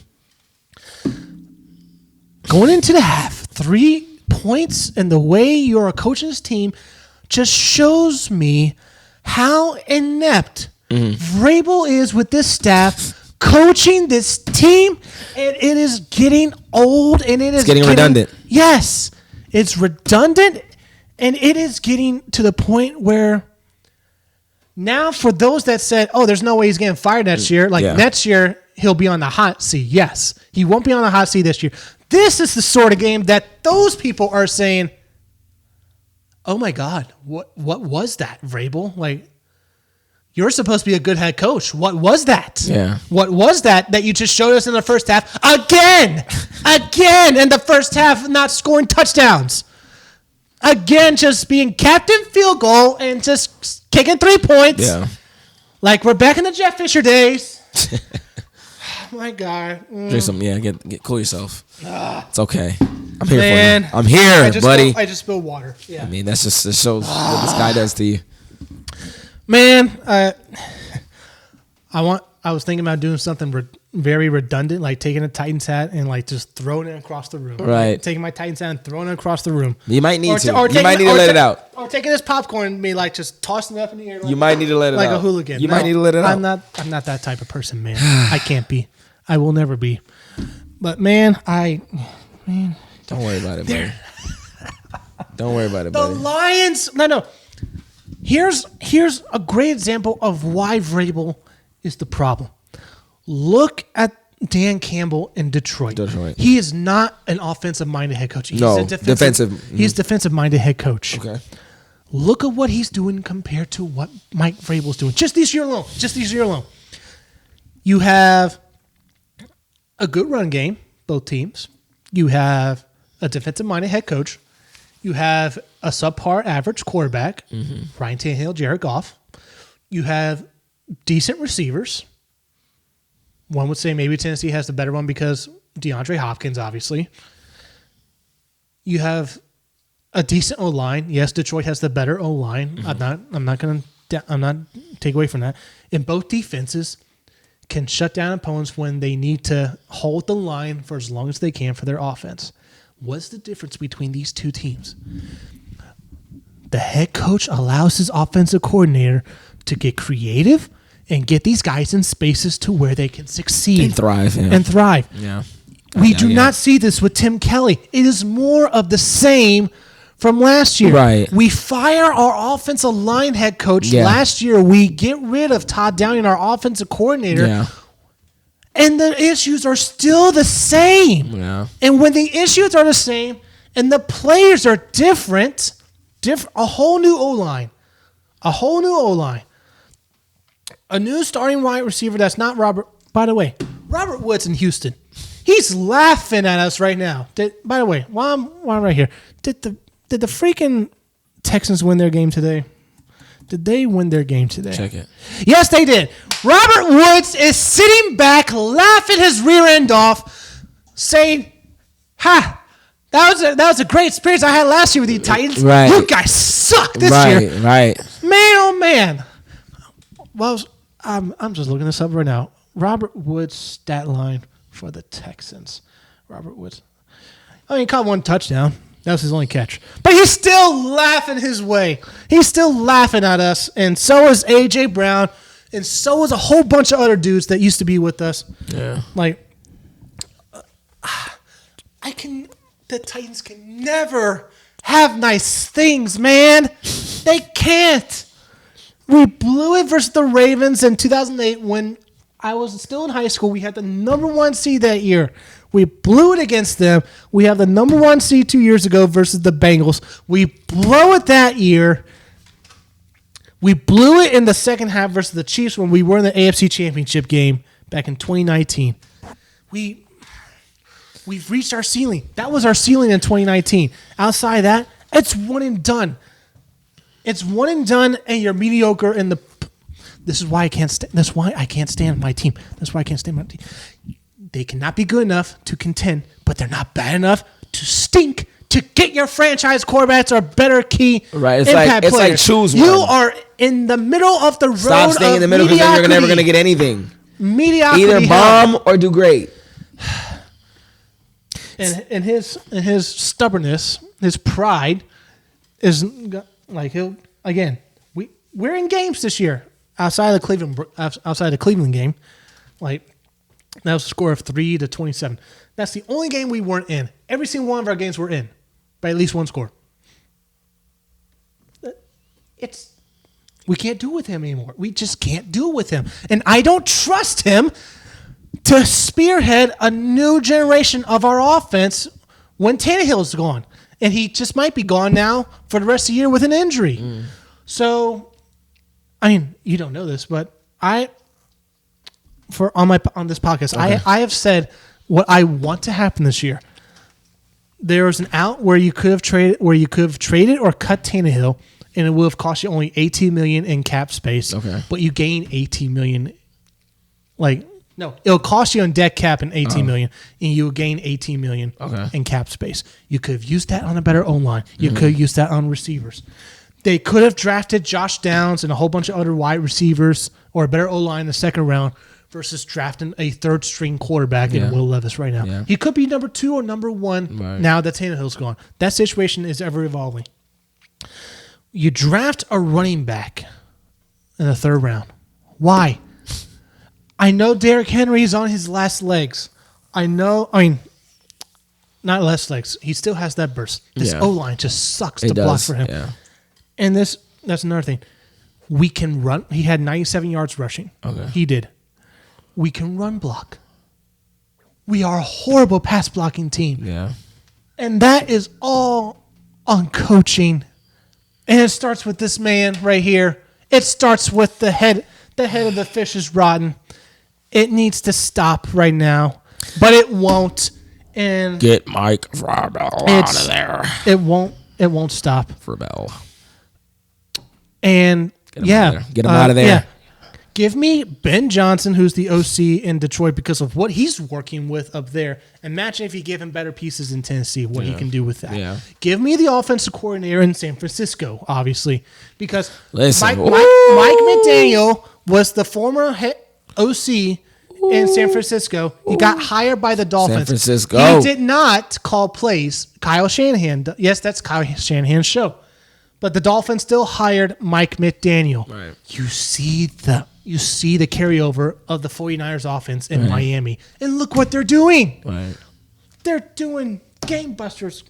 Awesome things down there. Give me the offensive coordinator from Miami. Give me the offensive coordinator. You know what? I wouldn't be opposed to this. Give me Kellen Moore. Kellen Moore, former Cowboys OC, now Chargers OC. Give me Kellen Moore. Give me someone that can be innovative on offense. Somebody. It can't be another defensive guy because the trend in the NFL has for the vast majority of them, defensive head coaches don't work for a reason. Because when you get the good offensive coordinators in the house and you nail on one, they're gone because they're gonna get they're gone, and then they're going to those good OCs, if you get them in-house, they're going to be gone, and they're going to be head coaches elsewhere. Eric Bieniemy, I want him as my head coach. I wouldn't you want anybody besides Mike. Why Eric Bieniemy did not get a head coaching job by now is beyond you. It's beyond me right now. It's almost appalling because of now he's out of Andy Reid's shadow. He's out of Patrick Mahomes' shadow. Look what he's doing in Washington. Yeah. Really, really good stuff with that offense. Give me some of that here. I just need a sliver of something. Yeah. It's not coming. I know you're trying to tell me to be optimistic. This is why I can't be optimistic. That's why I can't wait for the NBA season to start up so I can take my mind off of this. When the NBA season starts back, I got to come back because, man, woo! Let's go. I'm just ready. There's so many things to talk about with that. So many. To close out the show, anything you want to talk about, bring up, any critique on me or what? I don't have any critiques on you, bro. The only critique I would have is just be a little bit more optimistic, bro. You know what I mean? Stop holding your head down all the time, man. Then it'll be you all gotta have faith, man. I get it. I'm not telling you to not be a realist. If you're seeing it in your face or whatever, but you gotta speak some things as if they're not, as if they are. You know what I mean? You gotta want more. I want to be You gotta speak things to existence. Power's in the tongue. You know that as being a Christian. So just if you want better, you gotta say it. You gotta hope for it, man. You gotta believe that better is coming. I know it's not here now, obviously, but you gotta believe that it's on the way. So that would be my only critique, man. Just believe a little bit more, and I promise good things are gonna come. I don't know when. I'm not saying I know the date. I'm not saying I know the time. I don't know these things, but it's gonna come, my brother. Don't worry. And I had a great time, guys. Thank you for allowing me to be on here. Thank you for allowing me to be on here. I'm honored. I'm thankful. I'm grateful. And I had a great time. I appreciate it, man. So I just had a great time. Yeah. So we will close NBA out. season. Yeah, NBA season's coming up. Yes. And can't wait. I will say this one last thing. We'll just touch on it with the Grizzlies for a bit is what do you think of the Dylan Brooks bad-mouthing the Grizzlies? Like him talking smack. I don't like it. Like, I got those Grizzlies games marked on my calendar. I don't like it because then, you're okay. Dylan, you're like 0-5. You're 0-5 with talking. I know. I'm just trying to. You're just 0-5 on talking, Dylan. I get just back it up. That's all I can say. If you're gonna talk, I'm not mad at people that talk. I'm just mad at people that talk and then cannot back it up. That's the only time I get mad. So Dylan, if you're marking those games when we watch, because we're gonna be tuning in, I hope that you deliver that game, not just defensively, offensively too. Is if you have an open shot or if you know what I mean, you're feeling it or whatever the case may be, deliver because we're gonna be watching. And we're going to see. And then you're opening yourself up for criticism. It's just, we're going to get on you. So I hope that those things that you calendared, you are just as ready as we are ready to see what the outcome of those games are going to be. Because so far, you're like 0-3 when you're talking to someone. I'm just going to be real. When you're talking to the Warriors, you lost. When you talk to LeBron, you lost. So we'll see.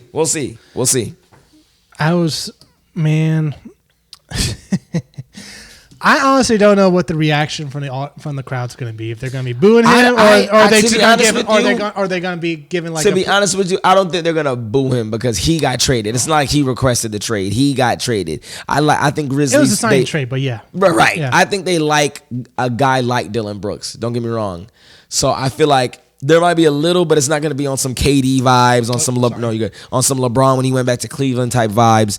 It's going to be more. You might get some hecklers here and there, but for the most part, I think they'll show a sign of respect. Unless now Dylan warrants things on himself. If he goes in there rambunctious and just starts causing havoc, and starts being a knucklehead and is turns his back on them and starts throwing up, I don't know. Then that's on him. But if he comes in humbly, and just the only time he really talks is on the court to other people, then that's cool.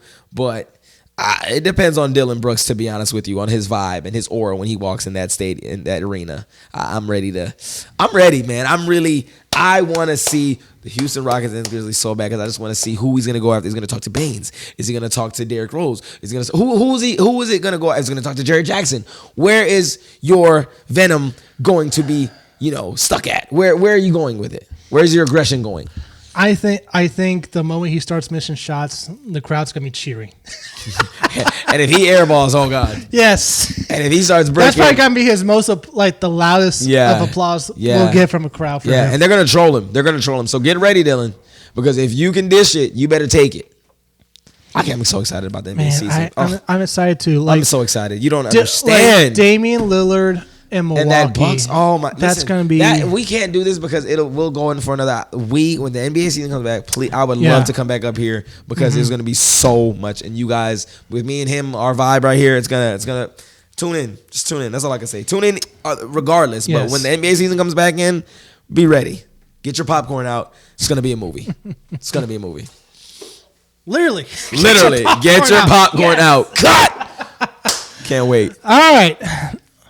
Micaah, this is Micaah Woodley. Where can people find you on social media? Micaah Mike on Instagram, Micaah_Mike, and then Micaah Mike on YouTube. I will be back on YouTube. I was on there for a while, but I took a break. I want to, just get my mind right and figure out what kind of content I want to do because I want to switch it up. I want to do something new. So I will be having my new content up soon, but you can go ahead and subscribe. I have 4,000 subscribers. And from the city where I'm from, that's not too bad. That's humbly speaking. It's not bad because where I'm from, it's small town. It's just the horse capital of the world. Ocala, you wouldn't even know about it unless I said horse capital of the world. So subscribe to that. And like I said, Micaah Mike on the Instagram, _Micaah Mike on YouTube. That's it. That's where you can find me. All right, and as always, you can find me at Kick It to the King on on any social that you will find me on X, Facebook, Instagram, on YouTube. Love it. Subscribe, hit that bell notification. Please hit the bell notification. Once again, Joshua Mickle here, Micaah Woodley here, and as always, keep kicking it to the King. Let's go.